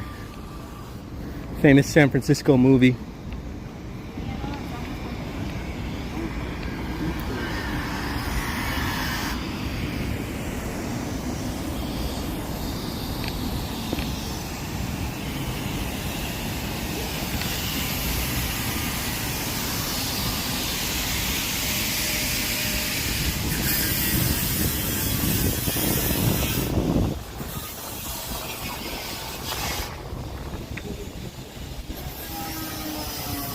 Is it a great movie, Medano? It's certainly a classic. I got to check that out, especially since I heard it has like an amazing like car chase through the entire city.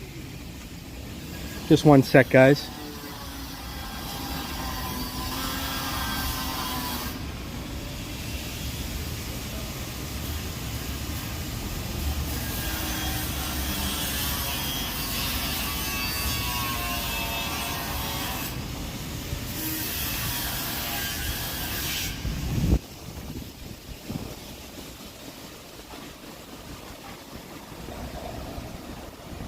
Yeah, that's true. That's right, Devin.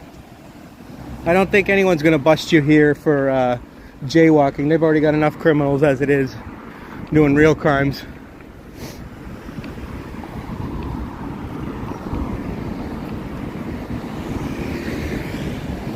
But they definitely will run you over around here, so if you do decide to jaywalk, make sure there's no cars coming.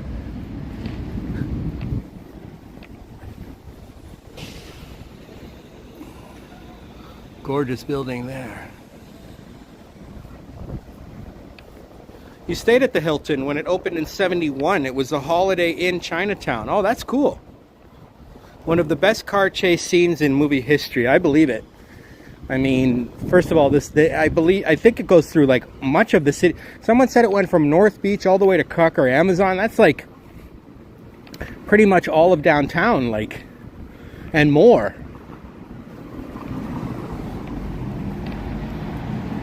So that must be a very long car chase scene. We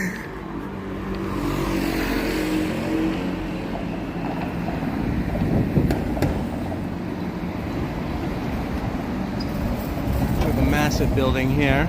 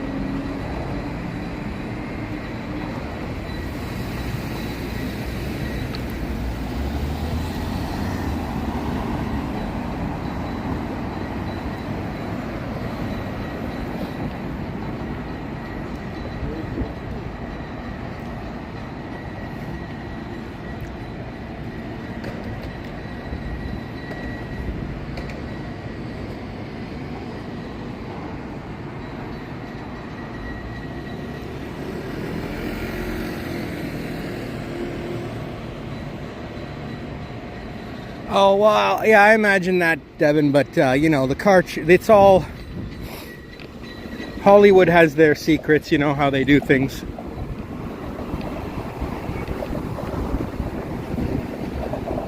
Sometimes it's noticeable, sometimes it's not. Very large, shiny stone right there. That is one big piece of rock.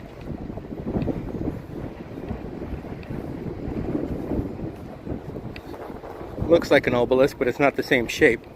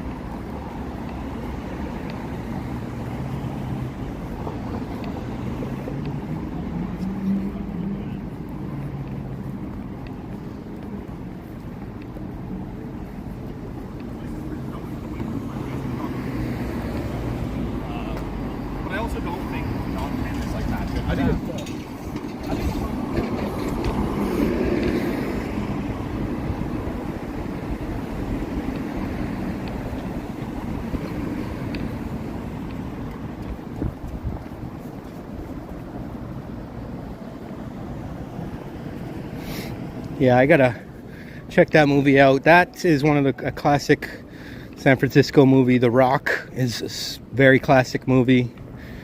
The Presidio, also a very good movie. Maybe not as famous as those two, but also stars Sean Connery.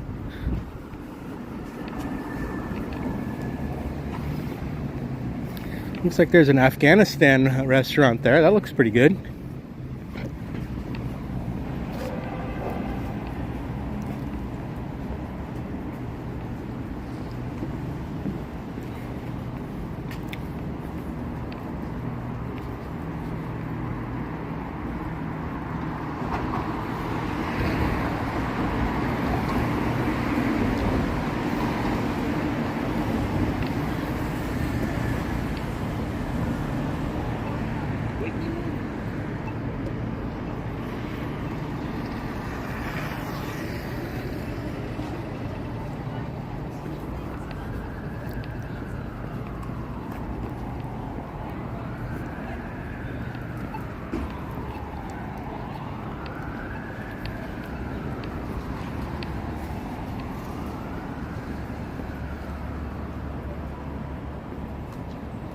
Oh, wow. Steve McQueen did his own stunts. That's interesting.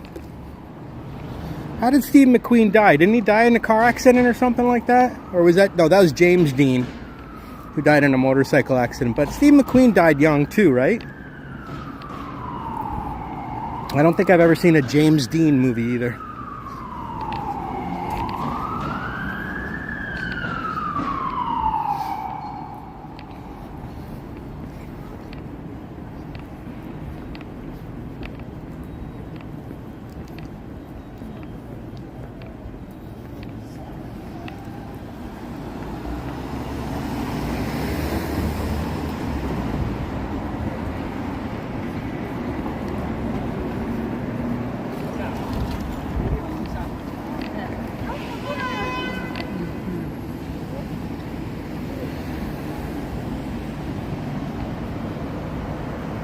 Oh, heart attack, okay.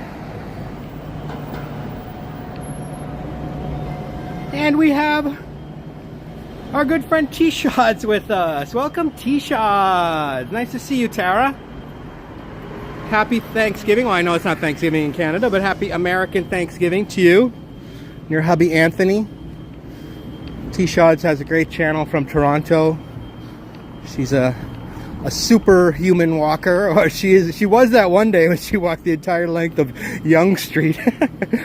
Oh, that was absurd, T-Shots. I mean, absurd in a good way, like almost like nobody else could do it. Absurd, you know what I mean?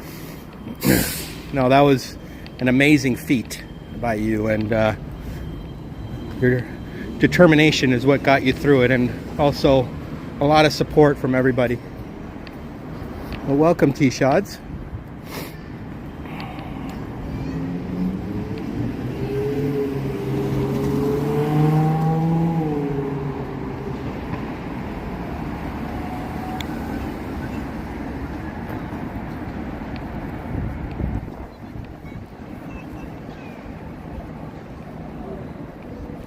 Oh, poor Steve McQueen. He passed away from cancer. Gotcha. Yeah, there's T-Shot's channel. Thanks, Medano.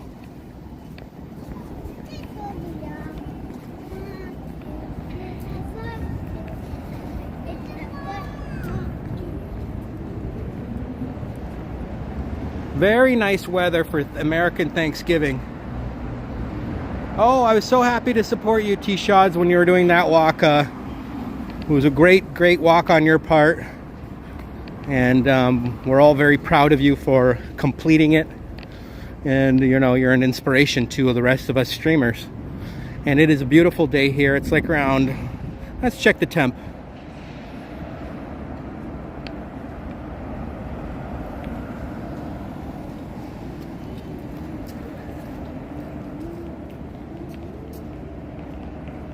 It's 58 Fahrenheit.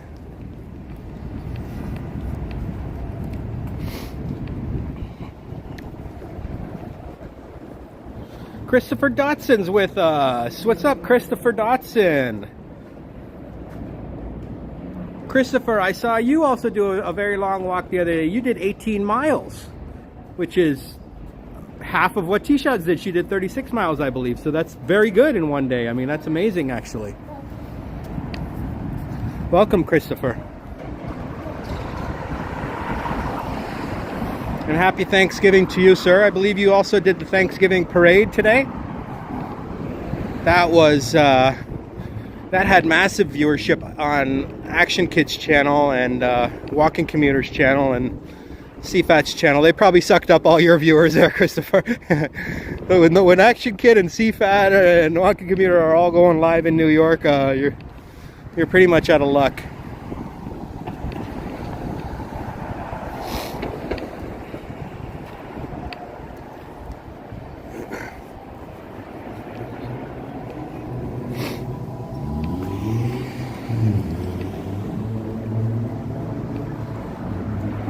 Yeah, thanks for posting Christopher's link there.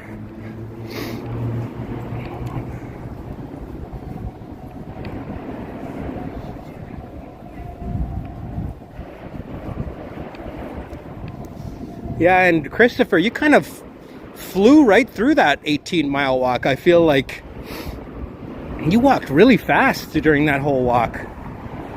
I mean, you completed it. Tara took 18 hours. She did a nice stroll down Young Street. I believe you only took like 5 or 6 hours to complete half the distance. And you guys don't understand what it's like live streaming for 18 hours. Not just walking, but talking to the chat for 18 hours. I don't think you guys understand how challenging that is. Keeping your focus on the chat and having conversations with so many different people for 18 hours. I mean, after 2 or 3 hours, I'm pretty much pooped. And holding the gimbal also is not that easy. Like, my wrist is like, after 3 hours, it's killing. Okay, we're back at Union Square. We'll go check out a different part this time.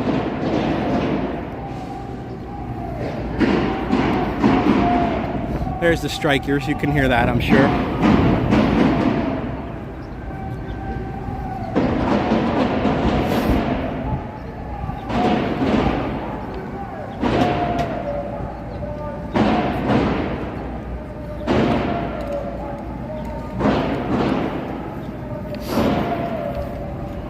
I don't know why I'm jaywalking. I guess because everyone else is here. I'm just gonna set my coffee down here and chat with you guys for a few seconds.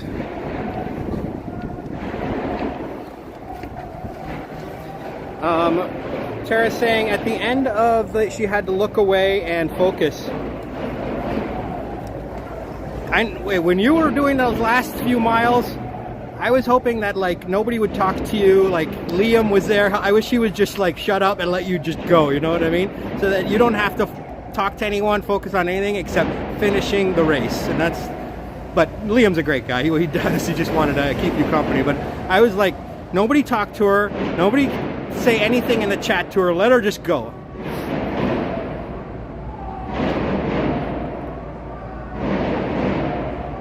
Yeah, you were flying, Christopher. I'm headed towards the Nike store. I don't think the Nike store would be open today, right? Let's see. There's the Apple store right there.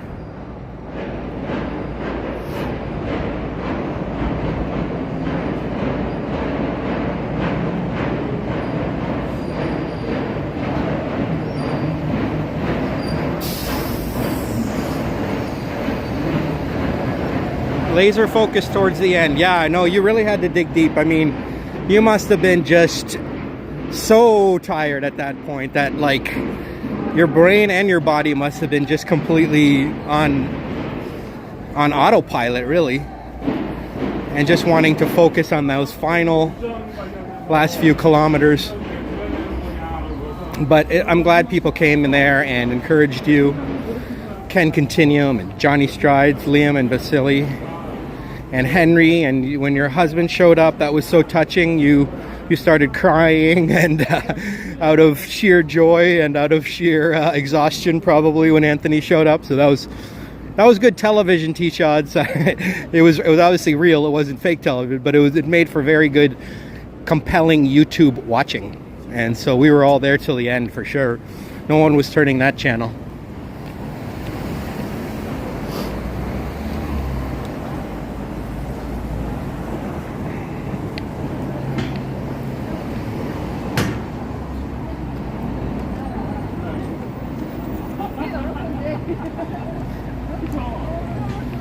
This is Neiman Marcus. You were an emotional mess. Yeah, I would be too, T-Shots. I would be too, T-Shots. I would have even made it. I would have died halfway through. So at least you were still alive.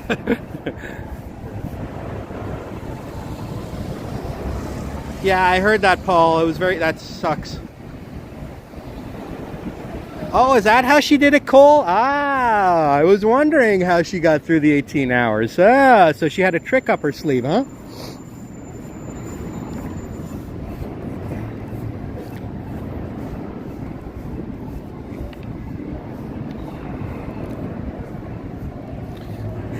Barely, eh?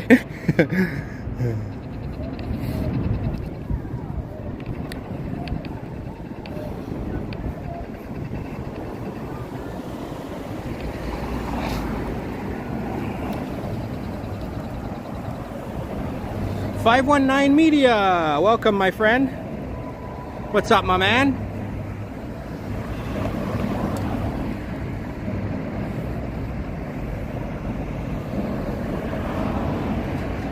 Yeah, you watched it, and you know what? Like, there were some people in the chat for the whole 18 hours. I believe Evan was one of them. I don't even know how he did that. How did he have enough energy to watch that for 18 hours? I mean, much less T-Shots who was actually doing all the work. I think even driving down Yonge Street would be a little bit tiring when you're done. I'd have to take a break after all that driving. As you see, the very nice Christmas tree there. Very tall. I believe it's fake. That doesn't really look real to me.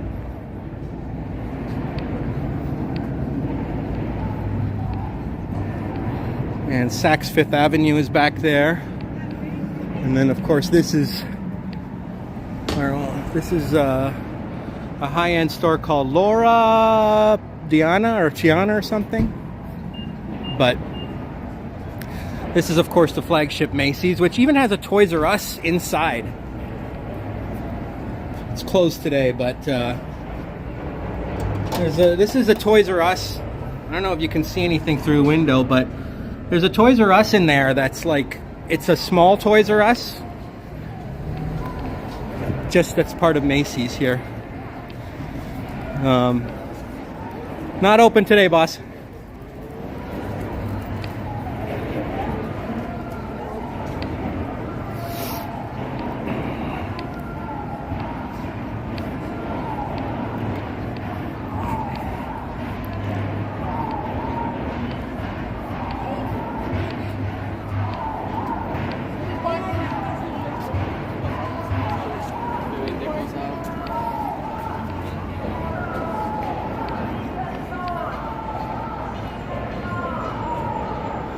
Did I have my Thanksgiving? No, not yet. I'm gonna go home. I'm not cooking turkey today because it's just me and my roommate. So we're gonna have chicken, roasted chicken thighs, and we're gonna have roasted fingerling potatoes and roasted Brussels sprouts. That's what I'm gonna cook. And it's very easy because I just put it all in the oven and let it roast.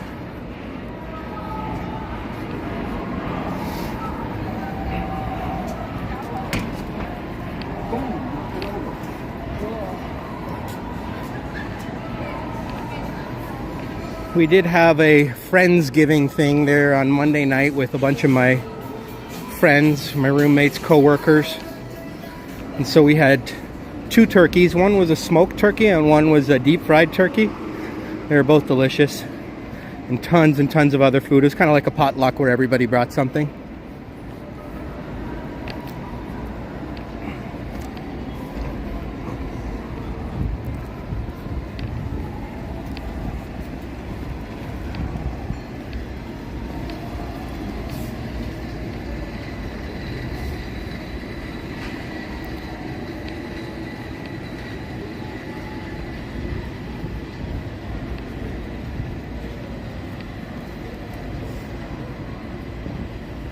You stayed on a barrel on... Oh, O'Farrell? Yeah, O'Farrell, yep.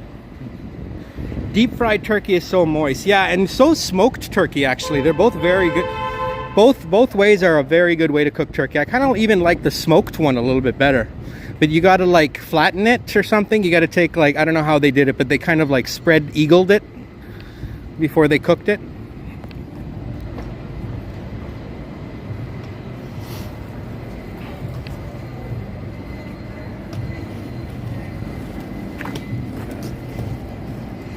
Oh, what's for dessert? That's a good question. What is for dessert?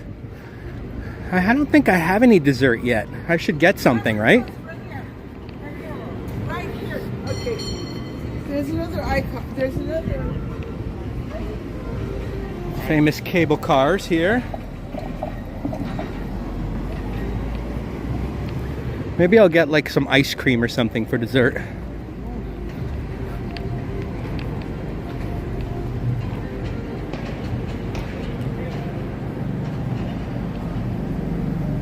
Yeah, it sounds like a tasty lunch, right?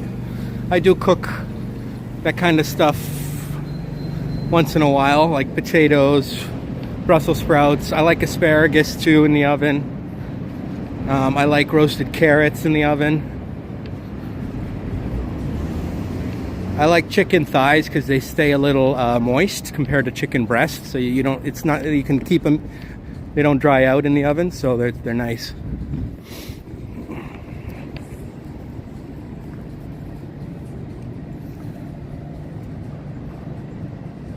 Yeah, way more even cooking to flatten the bird. Yeah, I don't know how they flatten the bird. Ooh, pie and ice cream. Oh, apple pie and vanilla ice cream, right? T-shots? Oh, man. That is some delicious stuff.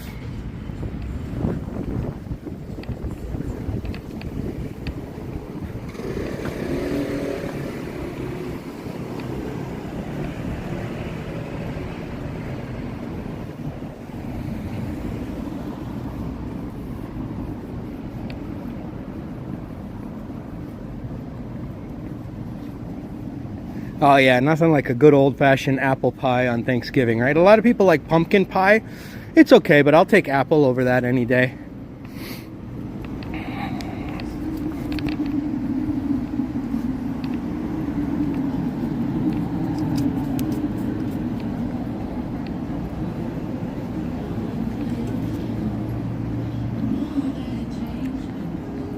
It's disturbing to watch someone flatten a bird, yeah.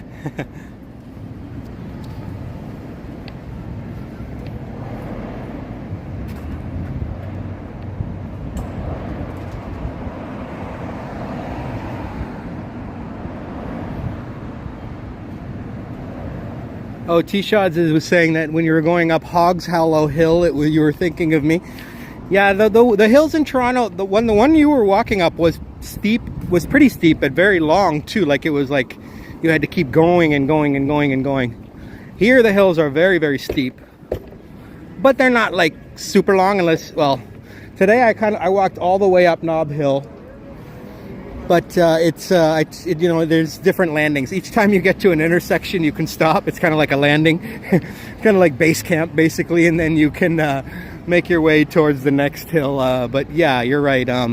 Toronto itself is not quite as hilly as San Francisco, not even close. But the hills that you were walking up were very long, and if you're doing an 18-mile walk, any hill is not going to be easy.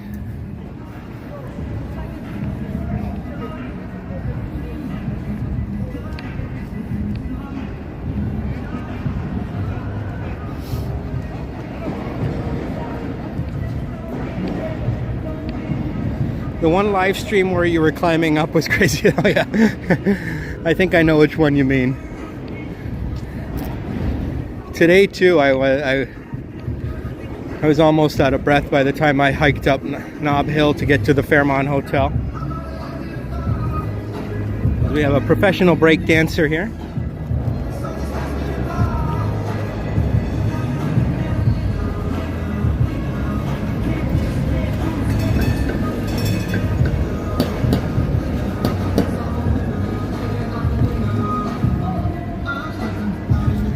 Walking downhill can be hard. Walking downhill can be just as hard because you have to make sure that you do not fall. You know, it's so much, you can't walk fast, first of all. Like you gotta slow yourself down. And then you kind of have to walk, you just have to be a lot more careful while you're walking down those steep hills. And yeah, you gotta slow yourself down so you don't end up running down the hill. Yeah, I know I've said that many times, that walking down the hills, I actually keep my eye on the sidewalk the whole time. It's kind of even more concentration required.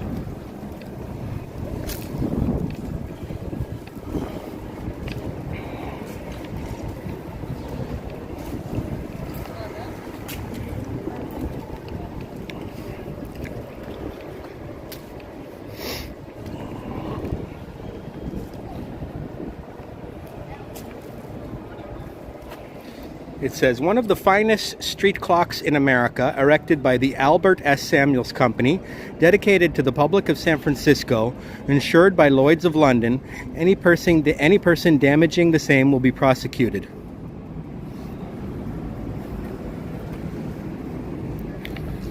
And they've got the same sign there. This is a very ornate mechanical clock. Very old school clock. Sorry, I'm pointing you guys right into the sun there, but yeah, very old school cool clock. It's been right here on the street for, I don't know, it didn't have a year there, but it looks like that's well over 100 years. That's probably from the 1800s.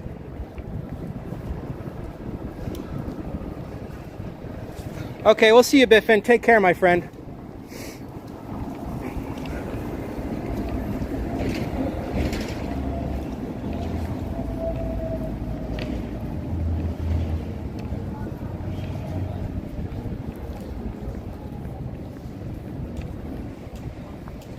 Lloyd's of London, you worked there for a bit. Yeah, I'm not sure if it's still keeping time, Devin. That's Lloyd's of London, I believe, is one of the oldest insurance companies in the world, is it not?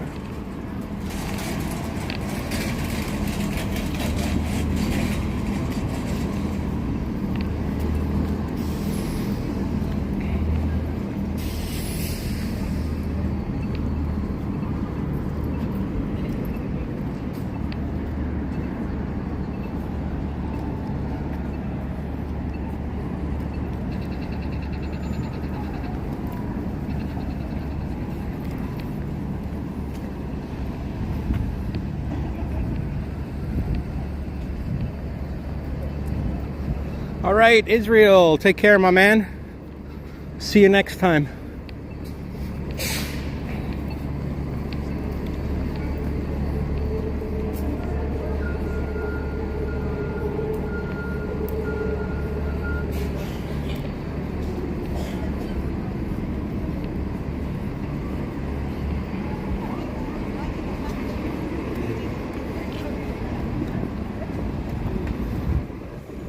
Just looking for a receptacle to toss my coffee cup in.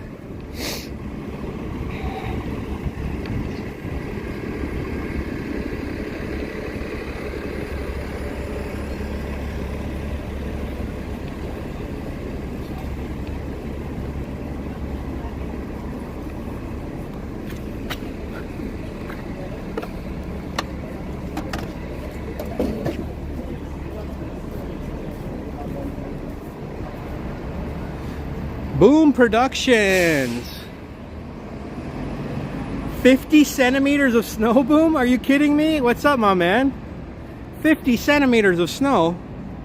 All of a sudden? Any other cable car rides planned? You know, I might ride a cable car, but what I would want to ride first is one of the historic streetcars. So they have the cable cars, and then they have the historic streetcars that are from all over the world that were donated here. And they come from like the 20s and 30s.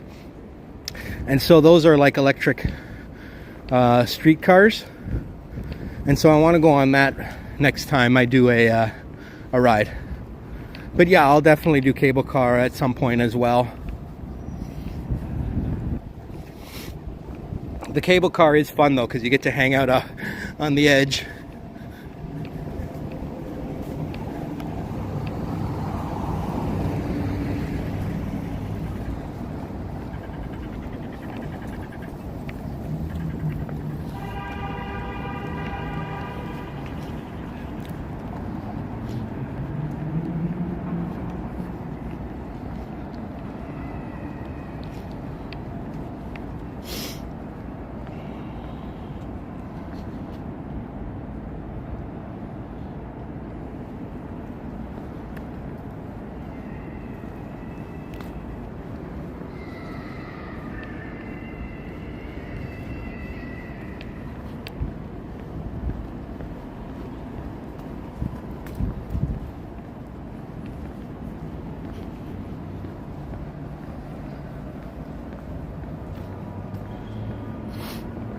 Yeah, Henry will be excited for sure. He loves snow.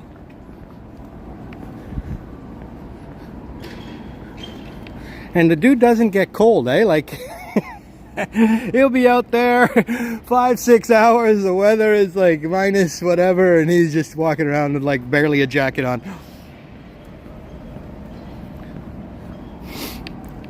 That's all. Henry has so much energy and strength to be able to do what he does.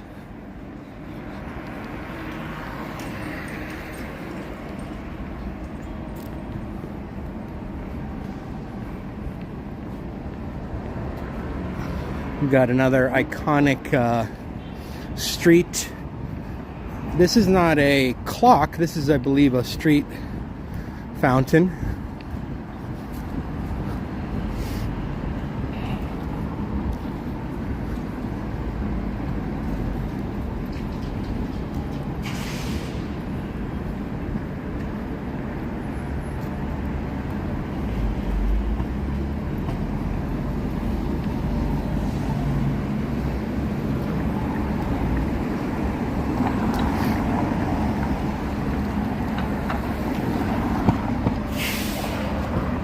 I know the guy will wear short sleeves in winter. Like, what a tough bastard. And I mean, I say bastard Henry in a good way.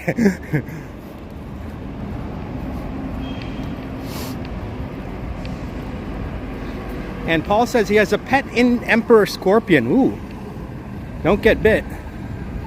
This very ornate fountain was actually built in 1875, if you can believe that.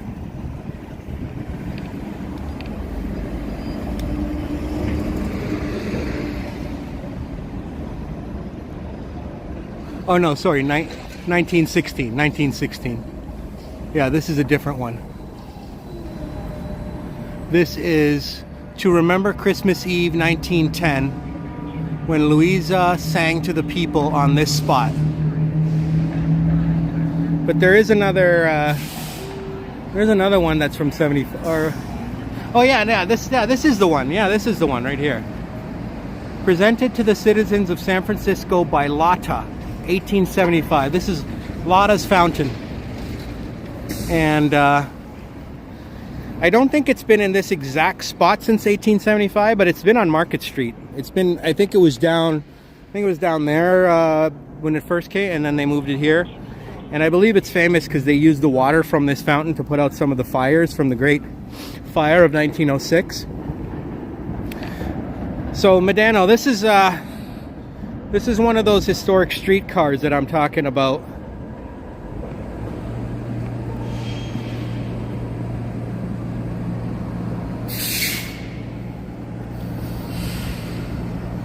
That's the kind of thing that I want to ride next. Not necessarily that specific streetcar, but they have like tons of them that are like from all kinds of different eras and from different cities. So whichever one I get, you know, you just kind of sit at the streetcar stop and whatever comes. But I think they switch them out a lot.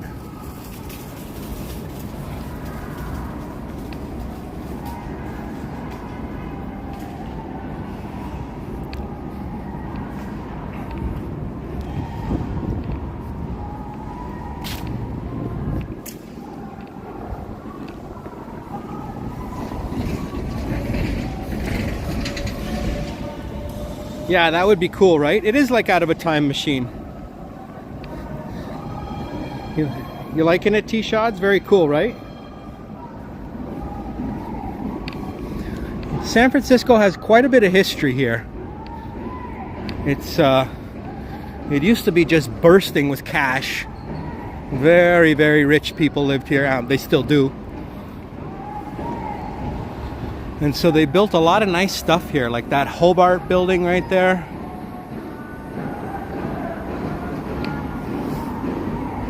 I'll show you the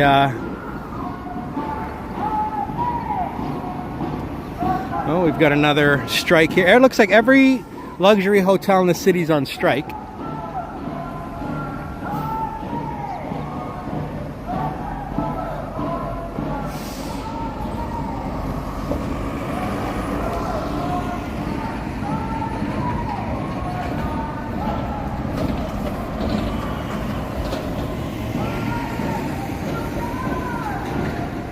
Cable Car Museum, yeah, I'd like to check that out. I don't think it's open on Thanksgiving, but when I do go back to Nob Hill next time, I'll check out the Cable Car Museum.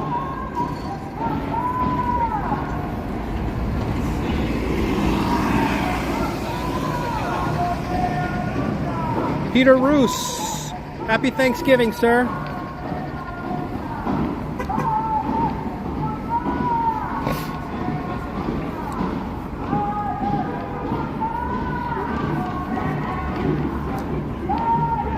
Let's see if we can cross the picket line here.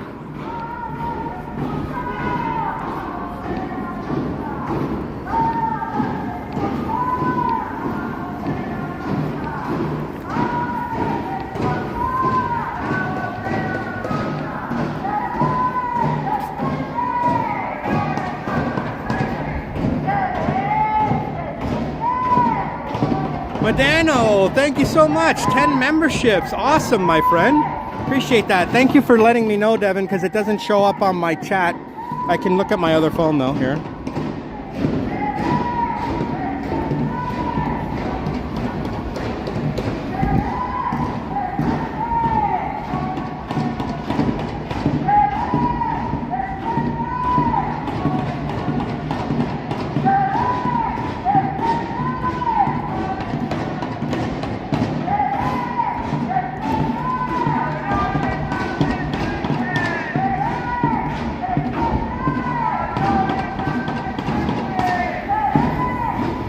All right, so we got some new members. Damien, Mr. Skywalker, East Sider, Tex-Mex, Zep79, Minister Mickey, Ken Victor, and Once Upon a City, and Josh and Pine Sol as well. Awesome. Thanks so much, Medano. Thank you so much for your modding as well, and all your support since I started my channel. Thank you, sir. You're a great man. And aloha Danica, welcome.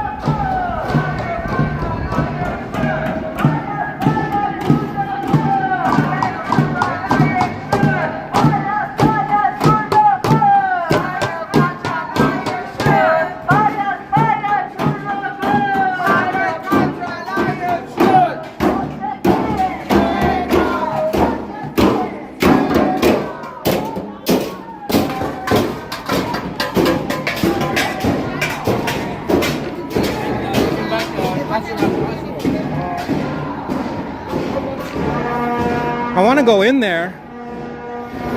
It didn't look... I'm not sure where the entrance... It looked like it was all blocked up.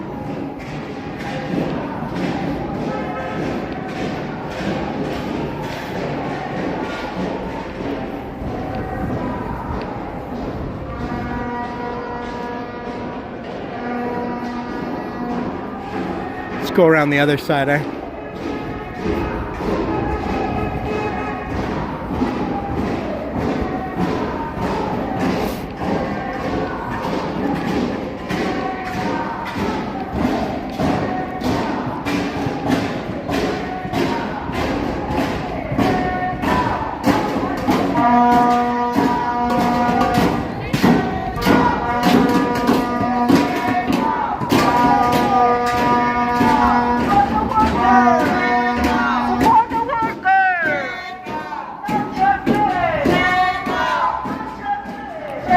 This door's open.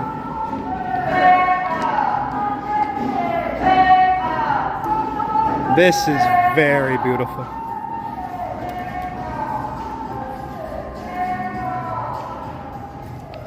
This is one of the most beautiful hotels in the city. Check this out.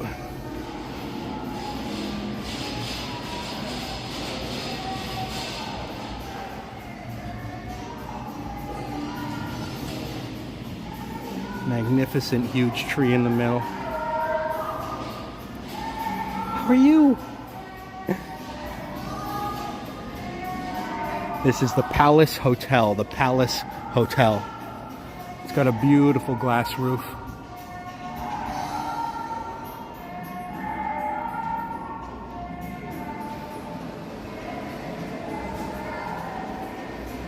Gorgeous chandeliers. Amazing pillars. Looks kind of like the Fairmont, right?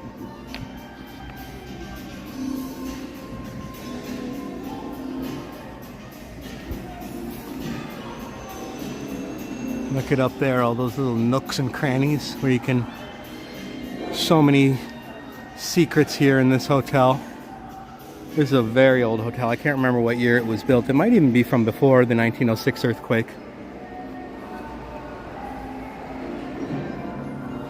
Yeah, super fancy, right? Got more Christmas trees here.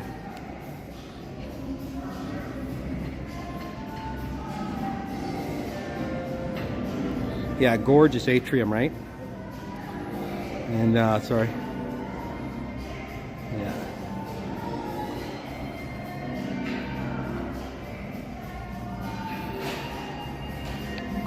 Very beautiful hotel. Very iconic hotel, the Palace Hotel.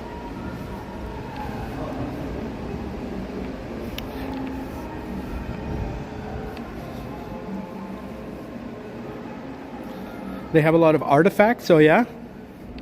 By artifacts, what do you mean? Like historical artifacts from San Francisco? This is like almost like a little museum in here. In the heart of San Francisco, occupying an entire city block of nearly 2 acres, stands the massive new Palace Hotel. 1 person room, $2 per day. With a private bath, it's $2.50, $3, $4, $5, $6. 2 person. So basically, the most expensive room back in when this first opened was $7 a night. And I'm not sure what year it was. Wonder if there's anything here that says what year the Palace. A clue in the chat what year the Palace Hotel started operations. Was it before 1906? Did it survive the earthquake?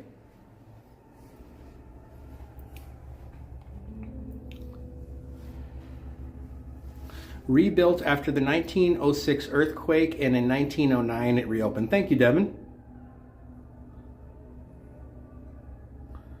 Ron's saying, yeah, beautiful atrium, right? Welcome, Ron. And just a really historic place, 1909. Imagine what life was like back in 1909 here during the Gilded Age.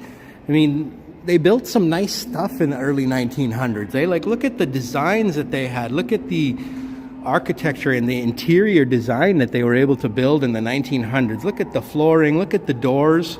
Look how ornate all this stuff is. Look at the size of this window. You can hear the echo, right? I mean, it's just a huge cavernous space. They built a 2-acre plot. Hey, Neville 6000, what's up, my man? How you doing? And they've definitely...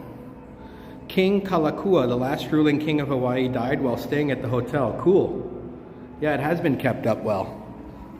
Boy, the Gilded Age, they knew how to build stuff, man. Like, that's my favorite era, I think, of United States history, between 1877 and like 1929 when the market crashed. That period of time was awesome.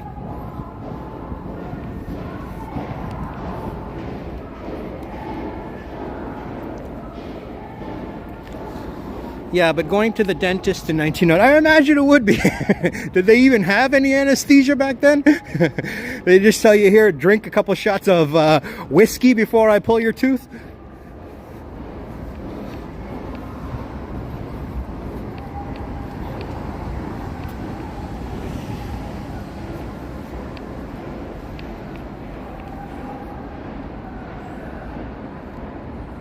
Very nice apartment buildings here. I think that's apartment buildings. Yeah, looks like it. Let's check out this little street here.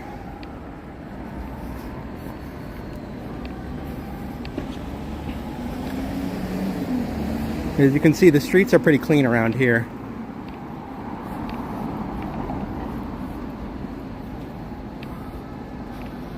Ambrose Bierce Aldrich.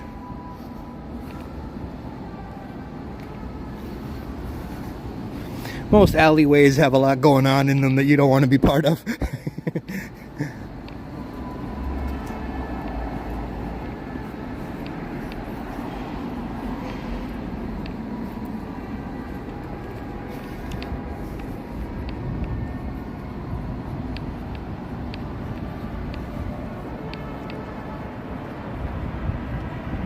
They hit you over the head with a whiskey bottle, right?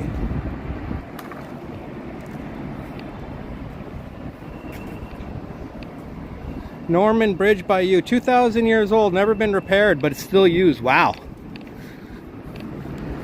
So forget the Gilded Age, it's the Romans who really knew how to build stuff, right? I don't know if you guys have ever heard of something called Roman cement. Roman cement. It's a type of cement that the Romans came up with that doesn't degrade underwater.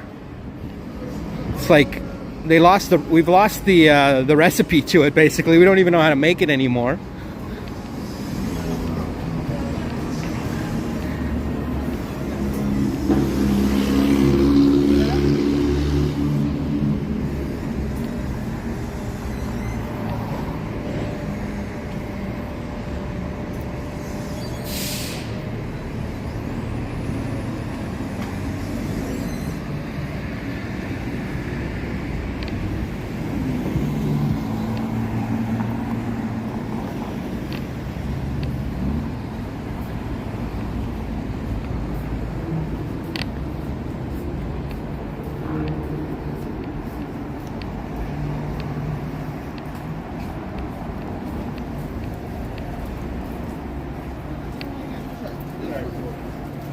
Back in your hood, cool. You're in this neighborhood?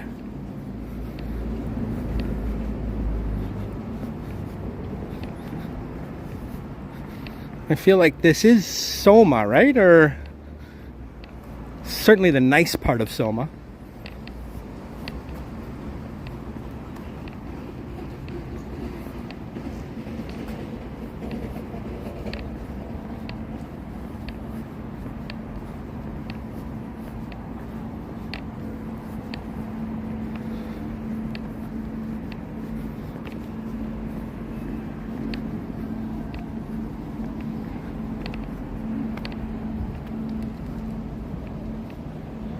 Oh, Yerba Buena Gardens, gotcha. Yeah, that's Yerba Buena Garden Center over there, or park. I get Yerba Buena Park. Maybe we'll make our way to Mission and 6th. See what's going on over there. Yeah, Moscone. Yeah, Moscone Center's around here. This is the AMC Theater right here.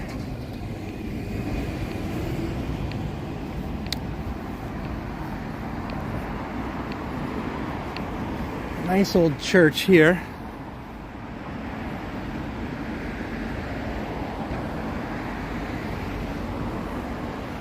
A very strong bronze door, it looks like. Is this made out of bronze?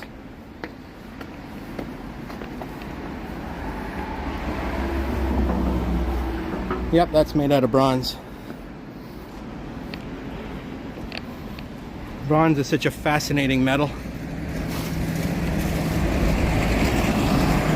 Yeah, it is kind of cinematic, right, Devin? I feel like the sun in the winter looks different than the sun in the summer. I don't know, like it's maybe a little bit brighter in the winter. I don't know. I could be wrong. I feel like that winter sun is a little bit stronger than the summer sun. I don't know why. In terms of light, not heat.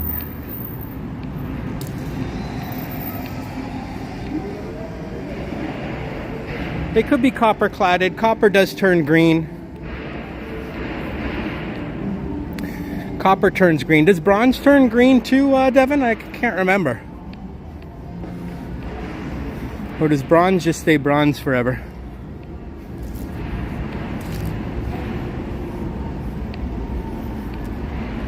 Copper and bronze are very similar.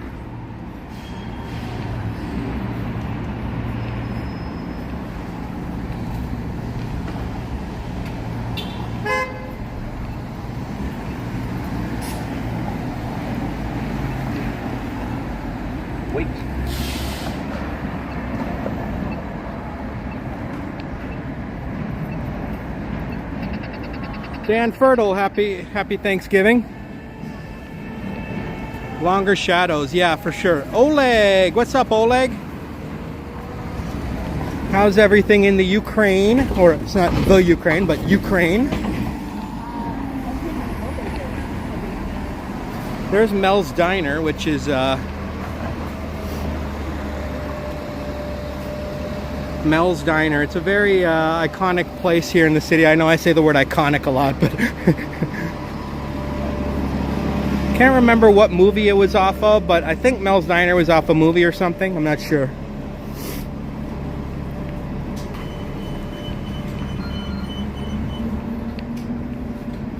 Got the beautiful ficus trees here.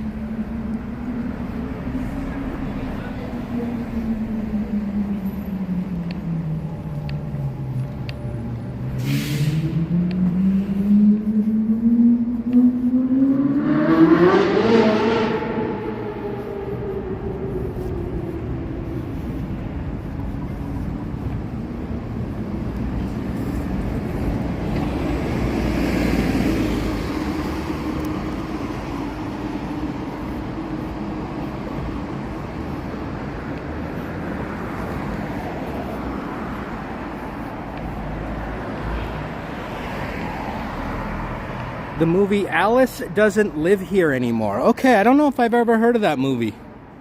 Thanks, Medano. Bronze will turn colors, but it's mostly copper. Oh, look at this jackboot. Driving as fast as he can right in the heart of the city on Mission Street with 1 million pedestrians, 1 million cars. People like that should just be arrested and thrown in jail, frankly. They're not going to smarten up if you give them a speeding ticket. Throw them in jail, man.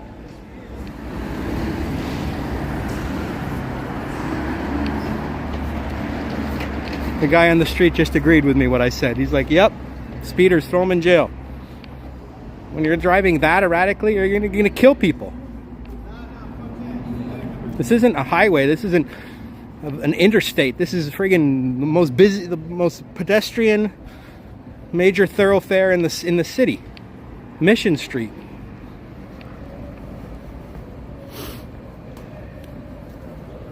I know, Medano, they're just idiots. That just pisses me off so much. They don't even care if they kill anybody, these people. As long as they're getting to where, as long as they're showing off their fast car, right? As long as they're showing off their fast car, they don't give a shit. American Graffiti, says George. Welcome, George Hondel. Nice to see you, my friend. I try not to show this is the San Francisco Chronicle building right here. Oh, sorry, I've been on widescreen this whole time. Does that bother you while I'm walking, or does it matter? This building is the headquarters of the San Francisco Chronicle, which began in 1865. The main newspaper here in the city. Lots of crappy drivers.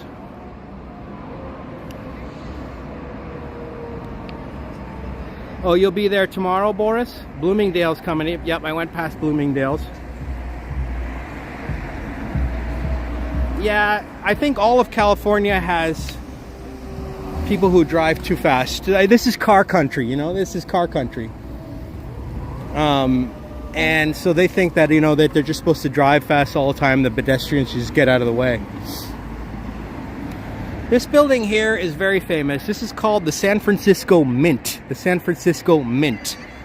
And this building was the original mint. Well, actually not the original. This was the second mint. There's actually been 3 mints. There's one that's also in current use, built in 1937. But this one is from the 1800s. And now they've turned it into an event venue.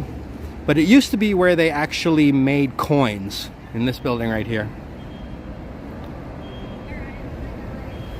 Looks fine, Medano. Yeah, I mean, when I walk in widescreen, I think it looks fine, but it looks like I'm walking a little bit faster, I think. I think that's the only real difference. But sometimes it's nice because you can see like the whole building, like this San Francisco Chronicle building. You can see the whole thing now.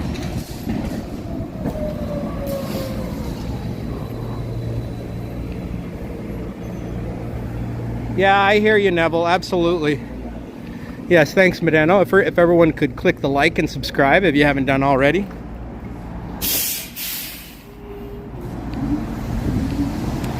I also have memberships. Medano already gifted 10.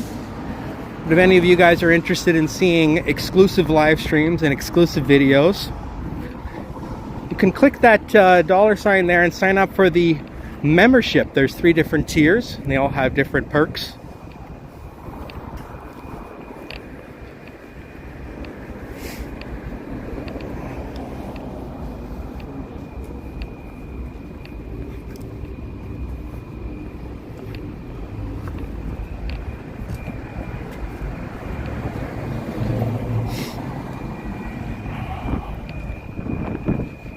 First mint was on Commercial between Kerniama, and it's still there, right? They didn't tear that building down either, but it's a very small building.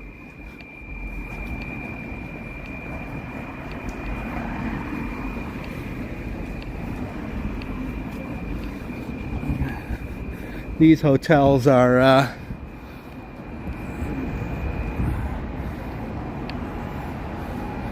no visitors allowed. Like, would you stay in this hotel right here? Would you stay in that hotel? That's one of the sketchier hotels in the city right there. You won't find those hotels on hotels.com or booking.com. Those are the ones where you got to just knock on the door and say you got a room, and you just better hope there ain't no cockroaches.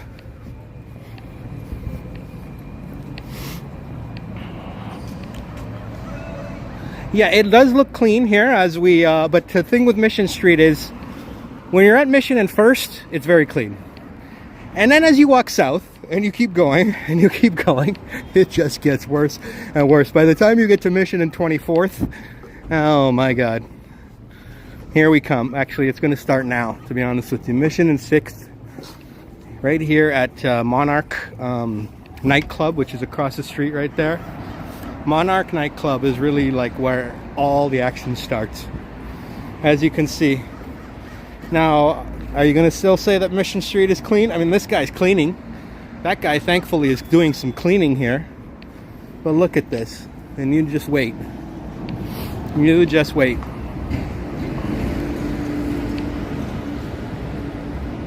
Bates Motel is safer, exactly. What's up, Israel? Look at this. I'm not even going to say anything.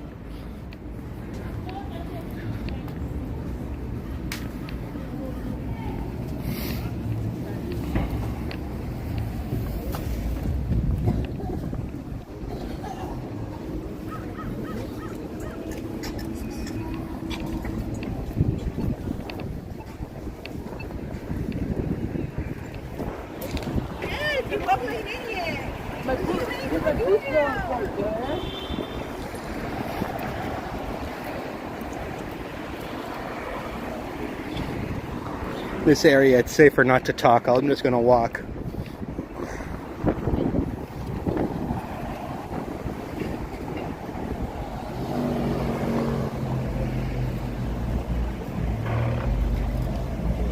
Okay, see you, Oleg. Take care and be safe, my friend.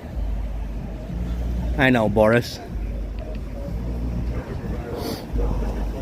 And we haven't even started, watch.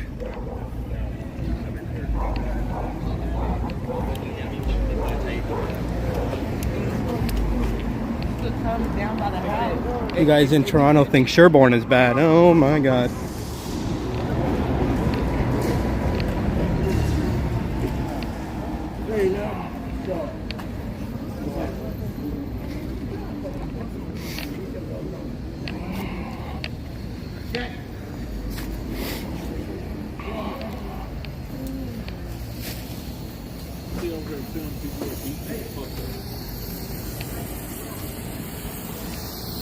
I just got threatened. The guy said, "You're gonna film people, gonna beat you fuck up." And then he just didn't try and beat me up. He's too stoned to beat me up.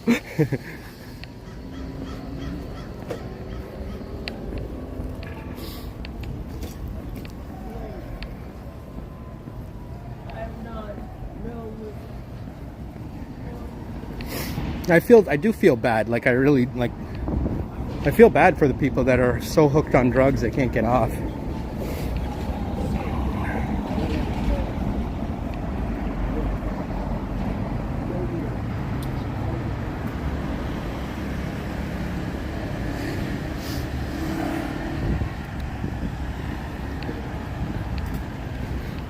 But here's the thing, you know, like, why would you even try heroin in the first place?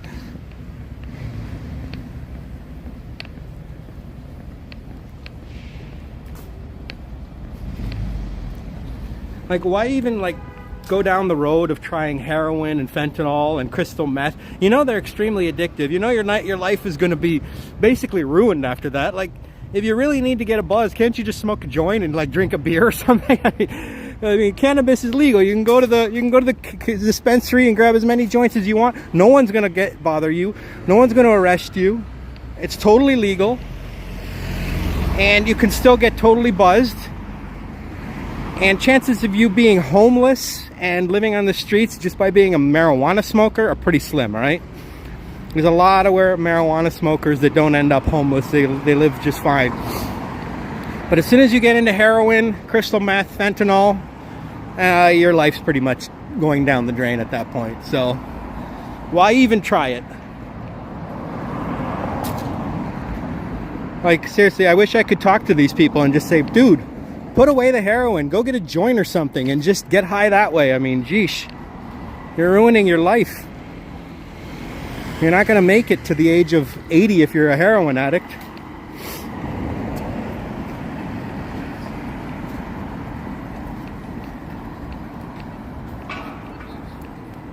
Wait.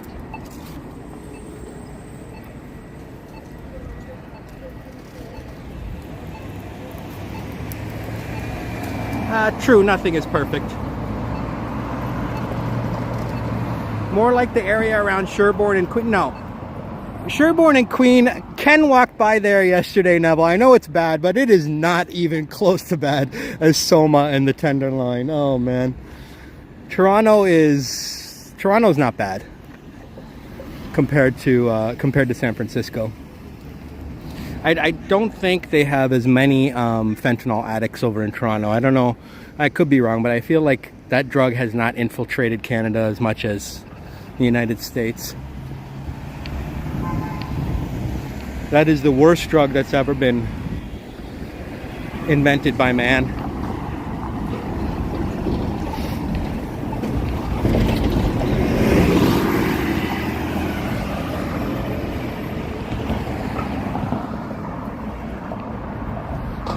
Well, it's not that simple. I know, quesadilla, but when you're okay, well, when you're 10 years old, 12 years old, you know, you think you're a kid, and you never think, oh, I'm gonna grow up and I'm gonna be a fentanyl addict or I'm gonna be a heroin addict. No.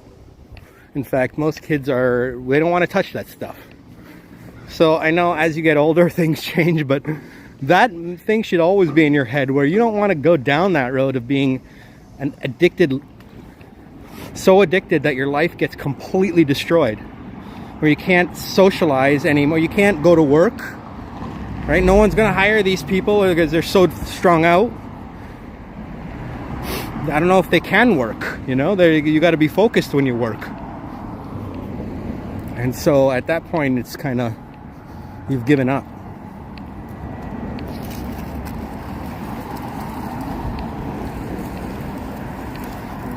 And I know we're supposed to try and help people, and absolutely you should, but if I were to come up to these people and just say, hey, you need help, they'll be like, no, man, I don't need help. I'm fine, you know what I mean? Like, I just, give me $1 so I can get some more drugs or whatever.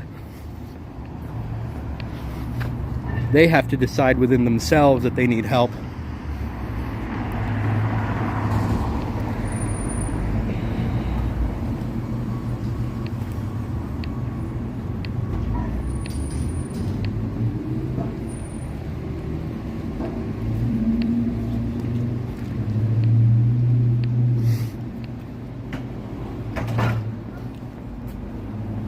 Public healthcare system would be, but they have public healthcare in Canada, but there's still plenty of drug addicts. Public health care system doesn't do anything for drug addicts. If they want, they can go and try and get into rehab, but I mean, I don't think that's really covered by public health system rehabilitation, drug rehab. It might be, but they have to first actually want help, because no one is taking them off the streets. Like back in the day, a lot of these people would just be in a mental institution, which not a great life. to be in a mental institution, but at least there would be doctors there and stuff to help them.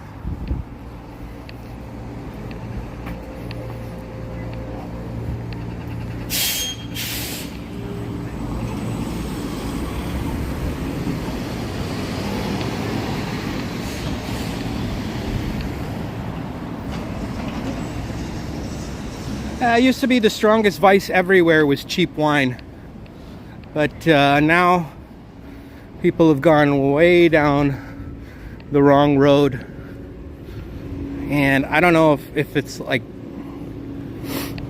they just decided, oh, you know, maybe I won't get addicted it's worth trying. But I don't think heroin is the kind of drug where you can just try it once and then forget it. The buzz is too strong.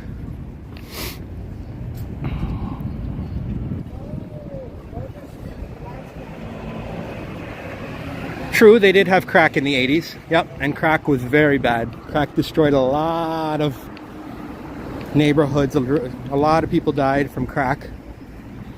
It was a horrible epidemic. And now we've got the fentanyl epidemic, which is probably even worse.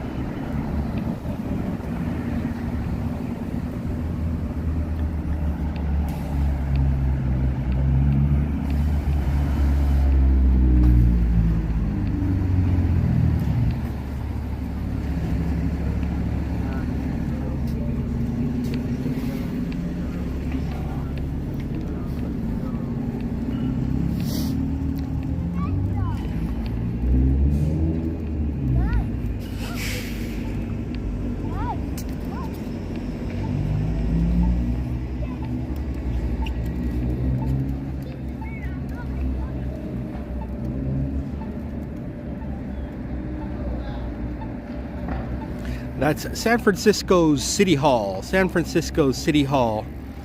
And it was designed like the Capitol building in Washington. And what's interesting is the height of that dome is actually higher than the Capitol building in Washington. It's a truly, truly, truly, truly magnificent structure.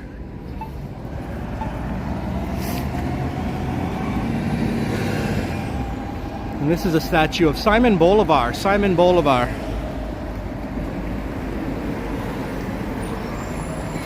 The liberator of Colombia, Ecuador, Panama, Peru, Venezuela, and the founder of Bolivia. Simon Bolivar.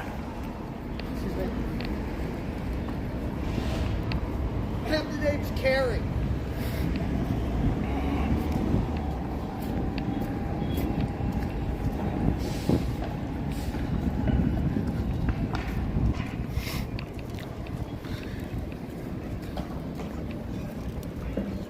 UN Plaza is the name of this plaza, this open space here. And why is this called UN Plaza? Why is this named after the United Nations, you wonder, right? That's because the United Nations was founded here in San Francisco. The United Nations in 1949 was founded right here in San Francisco. The documents founding of the United Nations all happened here. This was the first capital of the United Nations, essentially, but I mean, they didn't really call it that, but obviously they moved the headquarters to New York. But this was where the United Nations was founded. As you can see, they've got the United Nations symbol.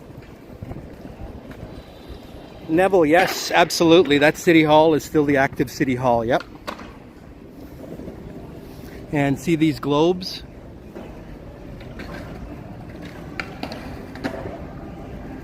Those are all, they have, it's hard to see on camera, but they all have like a United Nations design symbol on them.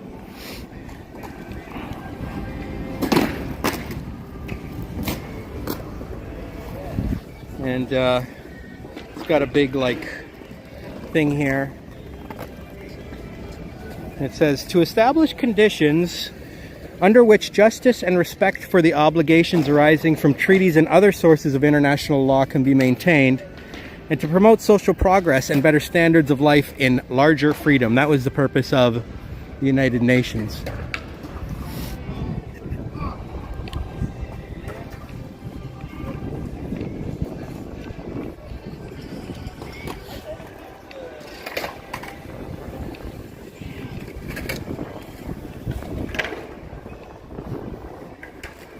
And you've got like a list of countries here. 1945, Argentina, Australia, Kingdom of Belgium, Bolivia, Brazil. A lot of the words are kind of, it's hard to see now, but they scribbled all the countries on here. I believe that signed the United Nations Treaty. Ukrainian Soviet Socialist Republic.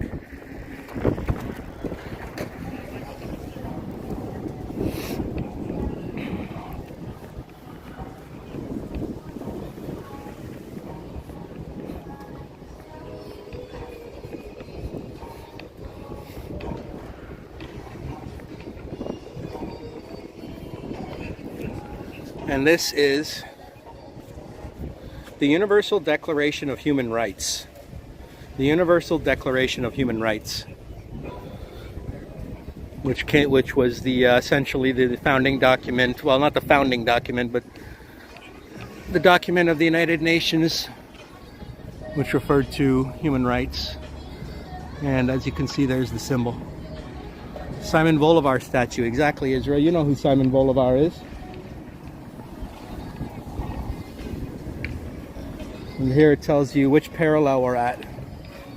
Parallel of latitude 37 degrees to 46 degrees, 48.3 north of the equator. That's where we stand right now.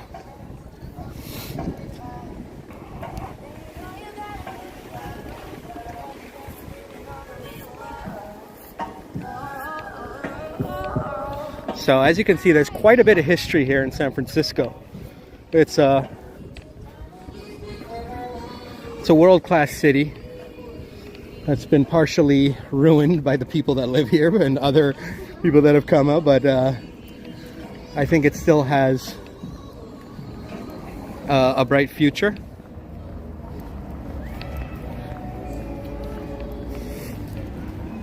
Certainly there's a new mayor. The new mayor of the city is Daniel Lurie,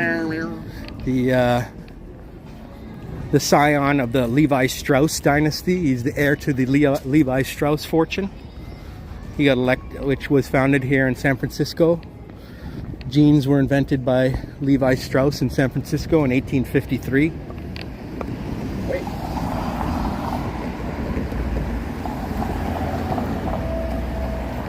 Ducky Cash says, Waste City. Welcome, Ducky Cash. We oppressed a lot of us Brits, largest empire on earth. Yeah, I wouldn't consider it to be oppression necessarily. I think the British Empire did a lot more good than they did bad. Especially for India and Africa. I know people say colonialism was bad, but I have a different opinion. I think they modernized India. I think they brought laws to India, democracy to India. I think they brought the court system, the justice system. They got rid of a lot of very disgusting traditions that India had, including something called sati. I don't know if you guys have ever heard of sati, which is the in India back in the day. Even this was in the 1800s, not like very long. If a man died and his wife was widowed and she didn't have any children, they would cremate the wife alive with the husband. So in India, they used to cremate the wife.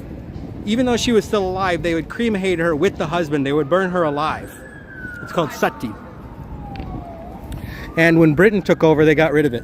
They're like, no. You're not doing that anymore, my friends. I don't care how old that tradition is, it's gone.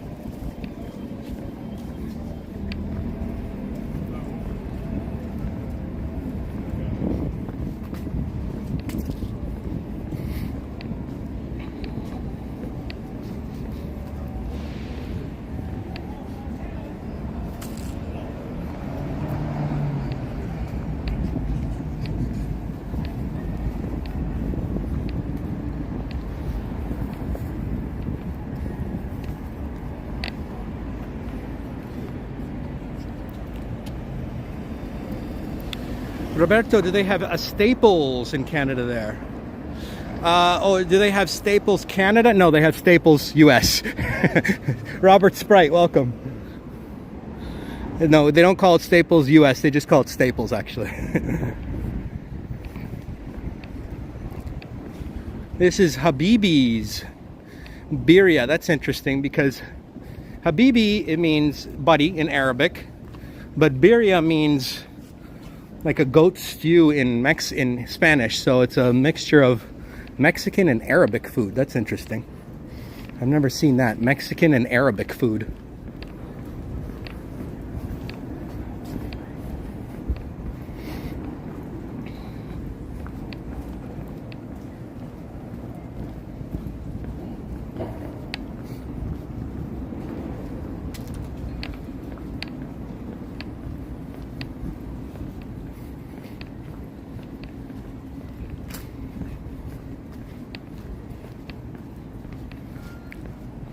Regardless of what you want to say about San Francisco, you cannot complain about the winter weather here. I mean,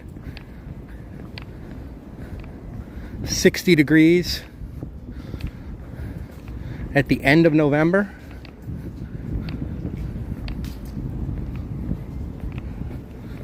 I'm certainly not missing Toronto or Boston's weather. Happy Thanksgiving, Dan. This is Market Street. That's right, Israel. This is Market Street. 945 Market Street right there is that building. IKEA. This is IKEA. Brand new IKEA. Opened up this year, actually.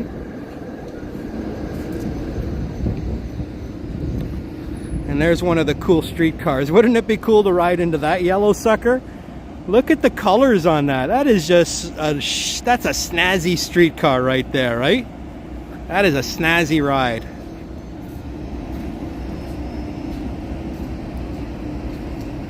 And this is the brand new IKEA that they built here. Beautiful IKEA with a I've never been inside, but they have a food court in there and everything. Do you think they will open up Market Street for traffic soon?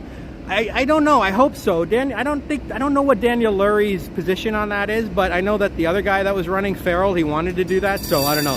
Today I accidentally drove on Market Street though, so who knows, right? I accidentally turned left on Market instead of Geary, and next thing you know, I'm driving here on this street where like no other cars are allowed except for taxis and streetcars and buses. Got another driverless car there. They always follow the rules.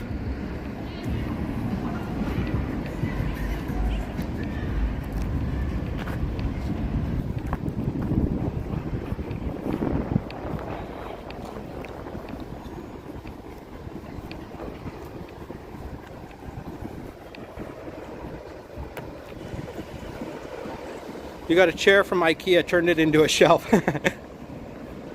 Rob, where's the Viper Room where actor River Phoenix hanged out? That's a good question. I have no idea where the Viper Room is.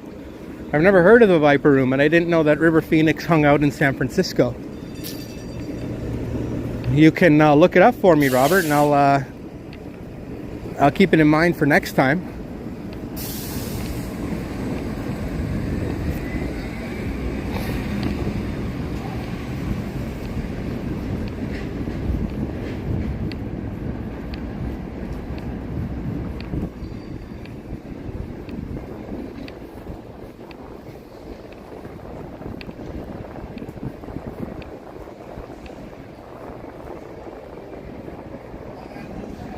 Oh, you've seen them run red lights? When I was in one, I thought he was going to go flying through a red light, but the guy turned left right at the last minute. What a smart robot he was.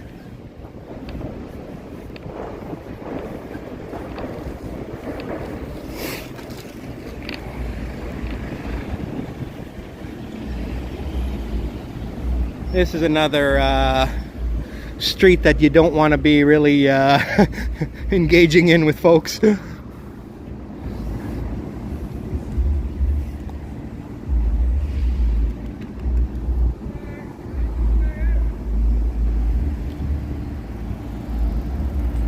I guess we can walk down here a little bit. Show you guys some more of the grit and grime of the city. I always say a city without grit, grime, and crime isn't really much of a city now, is it, right? I know I complain about... See these planters? These planters are not here just to grow plants, okay? Like, first of all, they're filled with garbage. These planters are here for one reason and only, to keep the homeless away from that wall. They call it supposedly hostile architecture, but frankly, I think the people that are sleeping at that wall are more hostile than the architecture.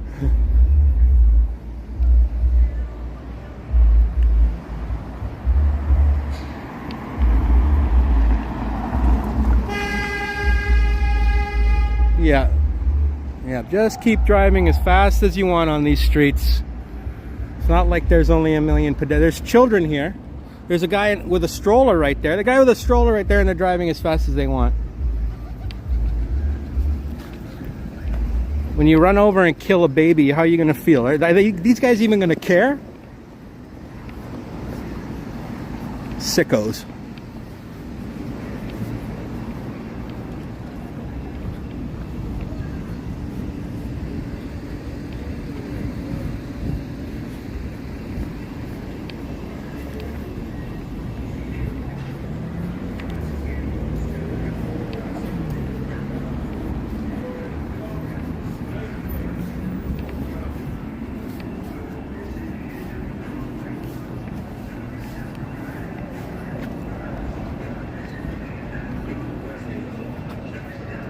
I don't think I will stay in San Francisco and not move to New York City. I love SF, including the hills. Yeah, you should stay here. I mean, as long as you're not living in one of the really bad neighborhoods, you should be fine, right? Who would ever want to take a bus after having that as an option, right? Devin, that cool yellow streetcar.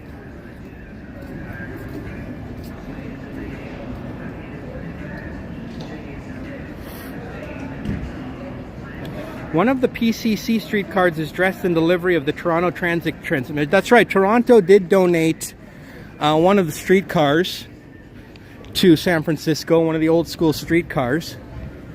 And so they have that in their fleet here, but I don't know, I'm not exactly sure if you can even find out when each streetcar is running, because they switch them out a lot, so I don't know how to board one of the streetcars specifically, like the Toronto one if I wanted to, or that yellow one, that cool looking yellow one.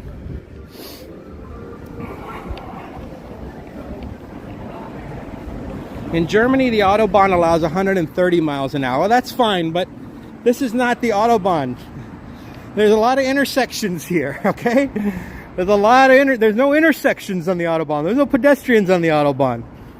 There's people here with walkers. There's people here with wheelchairs. There's people here with strollers. There's little children walking around.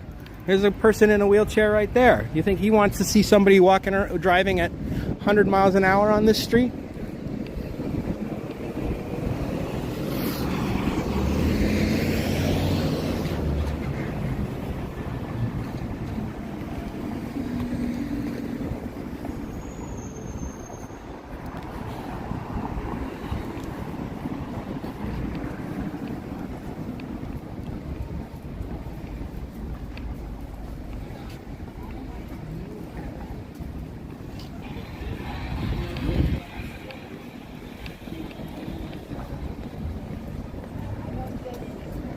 Welcome, Snovo.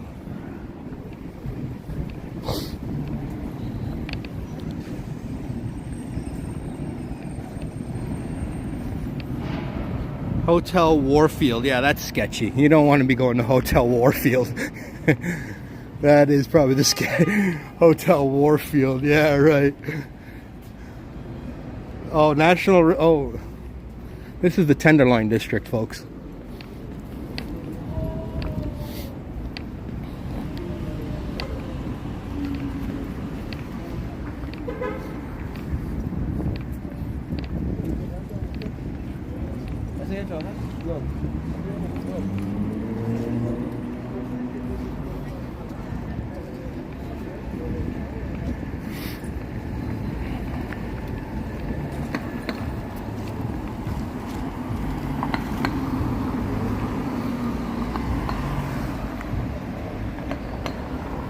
Today, walk too much. Yeah, it's already 3 hours and 15 minutes. Eh, Israel? I'm not super tired though, so we're gonna keep going.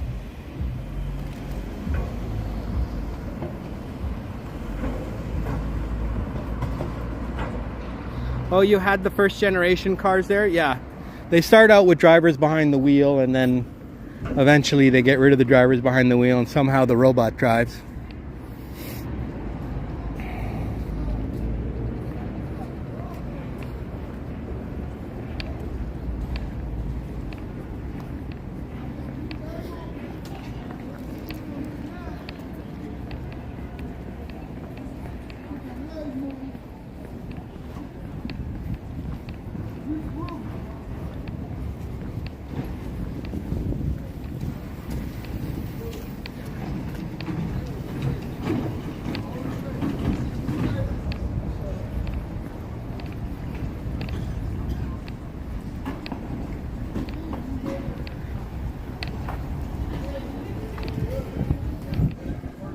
Aunt Charlie's Lounge.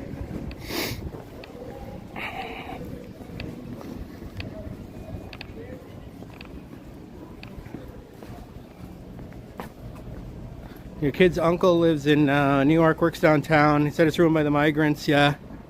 You don't see a lot of migrants. No, there's not a lot of migrants that came to San Francisco. They're too scared. No, I'm just kidding. The migrants don't want to get killed by the locals. No, to be honest with you, it's not that dangerous here, like in terms of murders and stuff like that. It's just a lot of drugs and homeless people. And yeah, I've been threatened every time I walk in these areas, but they never do anything. All they say is, you shouldn't be recording here. Somebody's going to beat you up. Yeah, well, are you going to beat me up? Because if you try, bro, you're going to be on the ground.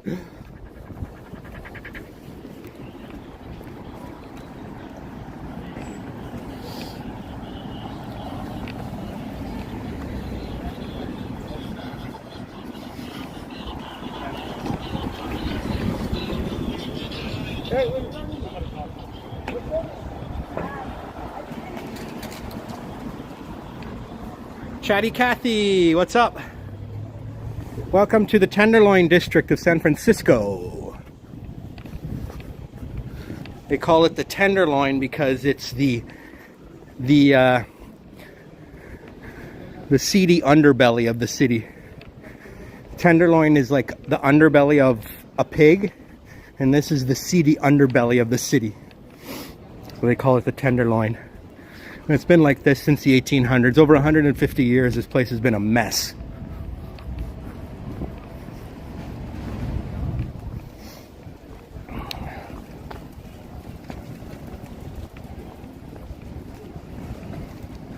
Yeah, this is the corner of Eddy and Jones. This is really the heart of the Tenderloin.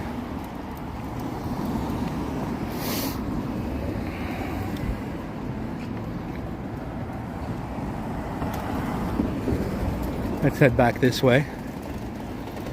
Let's not get too far away from my car.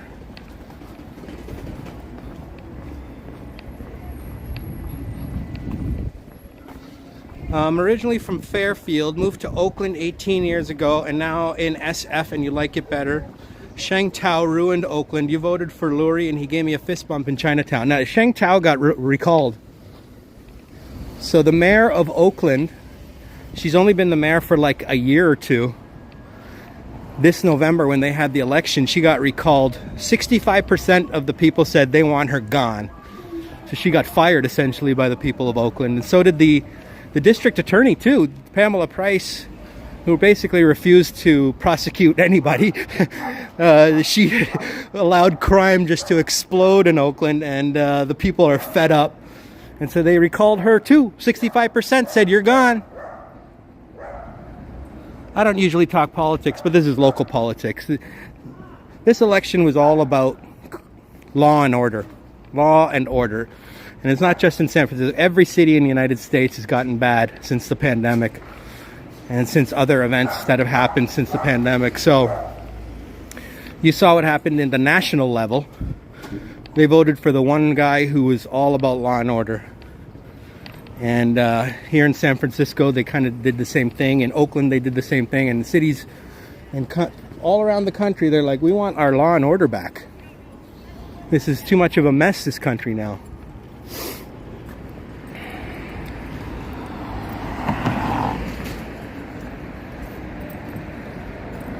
The Drake Hotel, yeah, the Drake Hotel. That's the Tenderloin's Drake Hotel. I don't think it's owned by the famous Drake. Christine Camley, welcome, nice to see you. You love San Francisco. It is a beautiful city. I'm walking around in the more sketchier neighborhoods, but earlier I was in Nob Hill and I showed the Fairmont Hotel and the Mark Hopkins and the beautiful Flood Mansion and all of the amazing buildings and street up there. Most of the city that I walked through today was very clean, but then I started coming into these more sketchier areas in the heart of the city where everyone seems to be making a mess.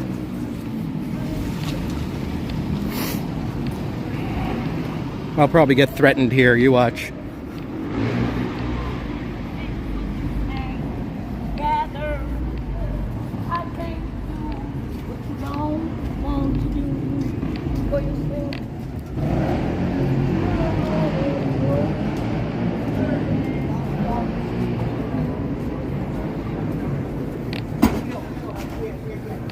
At least we've got city workers doing a good job. At least the city is sending people out here to clean up these streets, so it's not like they're not trying, you know?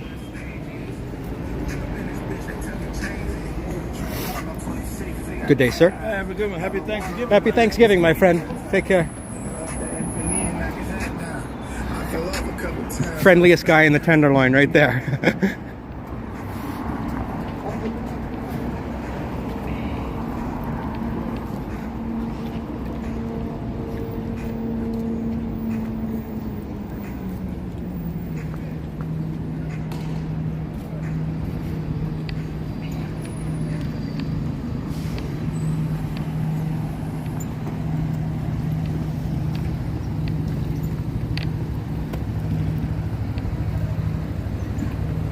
Super nice guy. Super nice guy. I think most people deep down inside are nice, especially when they were born, and then, you know, and then when they were children.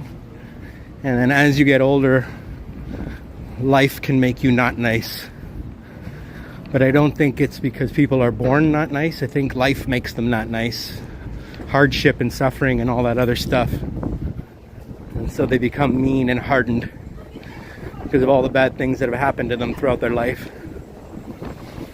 And so it's hard to judge folks for being like that, but even if you've had a hard life, once you're an adult, you should be able to get over it. I feel like once you reach 35, whatever happened as a kid, kind of, if you can forget it, that'd be great. And just move on.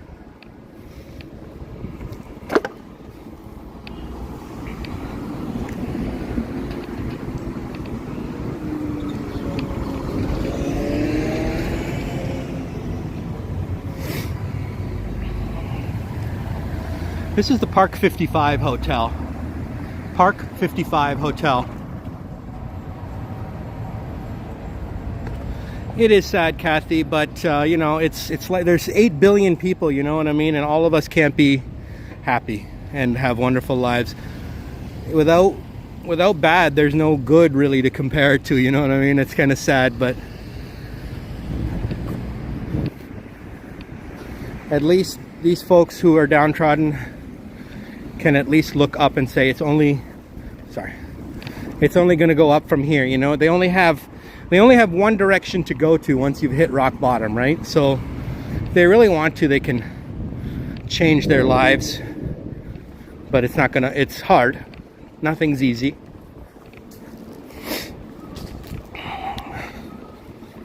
And there would be willing people to help them. There's a lot of people who are willing to help you if you want help and you're humble about it and you say, you know what, I've made a lot of mistakes, I've done a lot of things that I regret, but I want to change and be a productive member of society.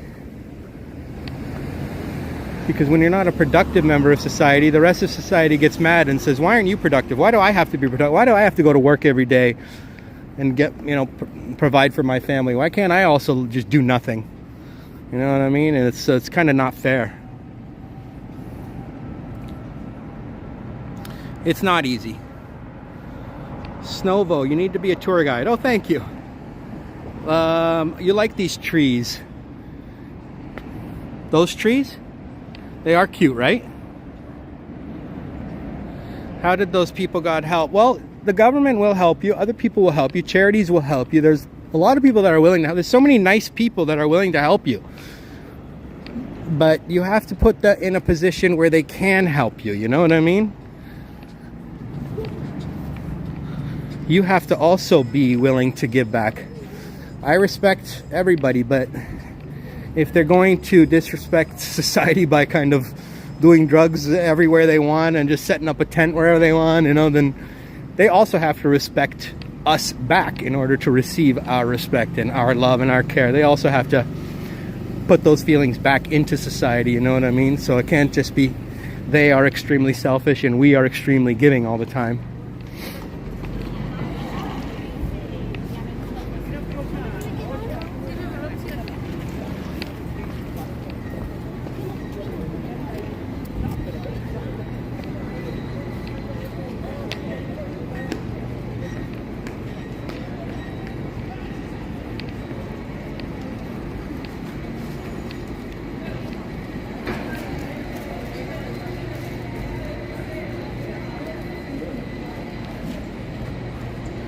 Christian Hansen. Yes, it's Robert Saberwall.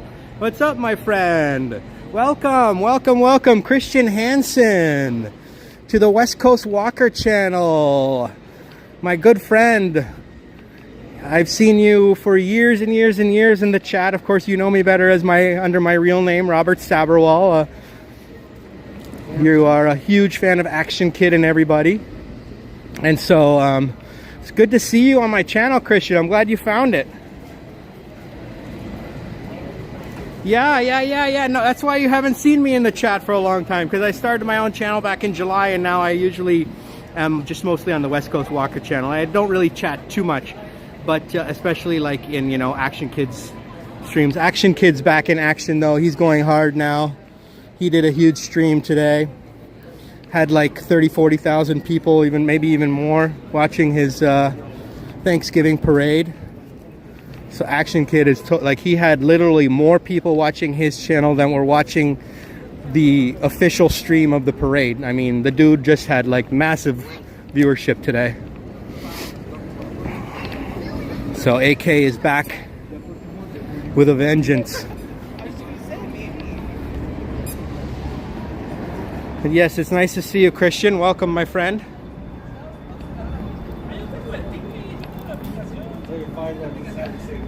Snowball says, this is better than watching the New York. Oh, thank you. Appreciate that. Hang on a second, okay? I'm going to just put this here.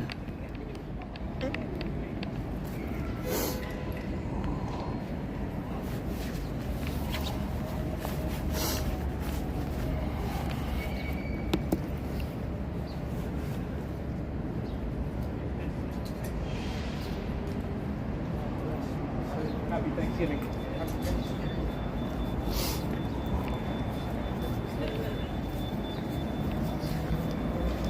Poor guy asked me for $1. I figured he asked me for spare change. I figured I'd give him $1.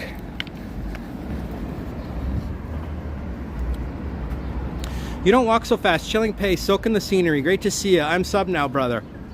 Great to see you, Christian Hansen, my good buddy. Welcome. I'm glad you're here. I probably should have told you earlier that I started a channel, but I just didn't really want to advertise it on other people's chats, you know, especially since I'm a mod for Action Kid and CFAT and Walks in Wall Street and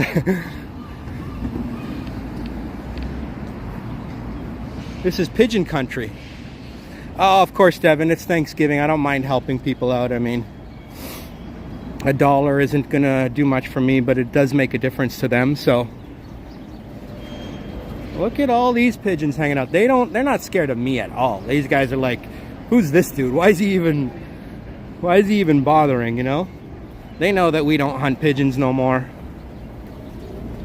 Back in the day, we did hunt pigeons. Actually, people used to eat pigeons quite a bit. Pigeon meat is not bad, I guess. I've never had it, but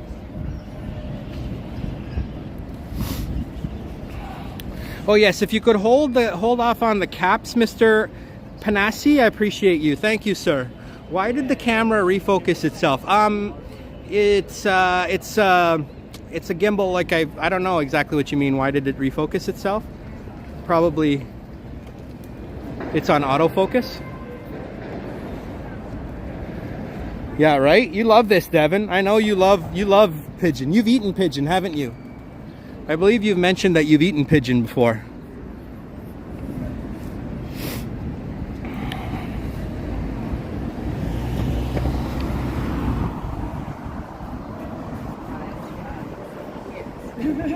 They only need a red bandana, yeah.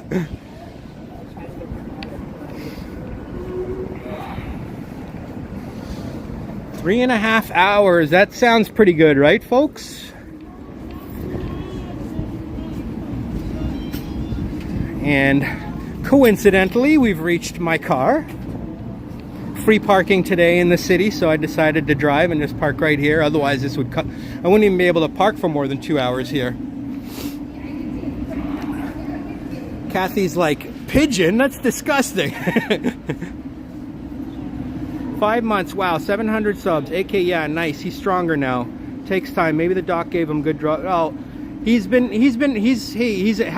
is a healthy dude. He's a strong dude, and so I'm not surprised that he has has recovered fully. Not much different than duck or goose. Okay, I'll keep that in mind, Devin. I don't think I'll be eating any pigeon anytime soon. I'm kind of on the same page as Chatty Cathy there with regards to that one. All right, everyone. Gonna end the stream here. Thanks for joining. This was a fun Thanksgiving. Happy Thanksgiving to everybody in the chat, whether you're American or not. We still give thanks to God for everything we have here in North America, all the riches, all the health, all the wonderful things. Not everyone has all that, as you can see, but as a nation, I think we're doing pretty good, and Canada as a nation is doing very well as well. So, have a great Thanksgiving. Have an excellent holiday. Have a great weekend. I'll probably see you this weekend doing a live stream. Thanks, Medano. Appreciate you donating those gift memberships. Thanks to everyone else who was in the chat and the other mods. And we will see you on the next one, everyone. All right. Take care. Thanks to Tara for showing up. Bye. Aloha, Danica. Have a nice weekend yourself. Snovo, you love Action Kid. I do love Action Kid. And Tom DNC, yes, he's also a good YouTuber. And Neville, thanks for joining. Appreciate everyone and for the nice Thanksgiving walk here in the city. All right, bye now from San Francisco.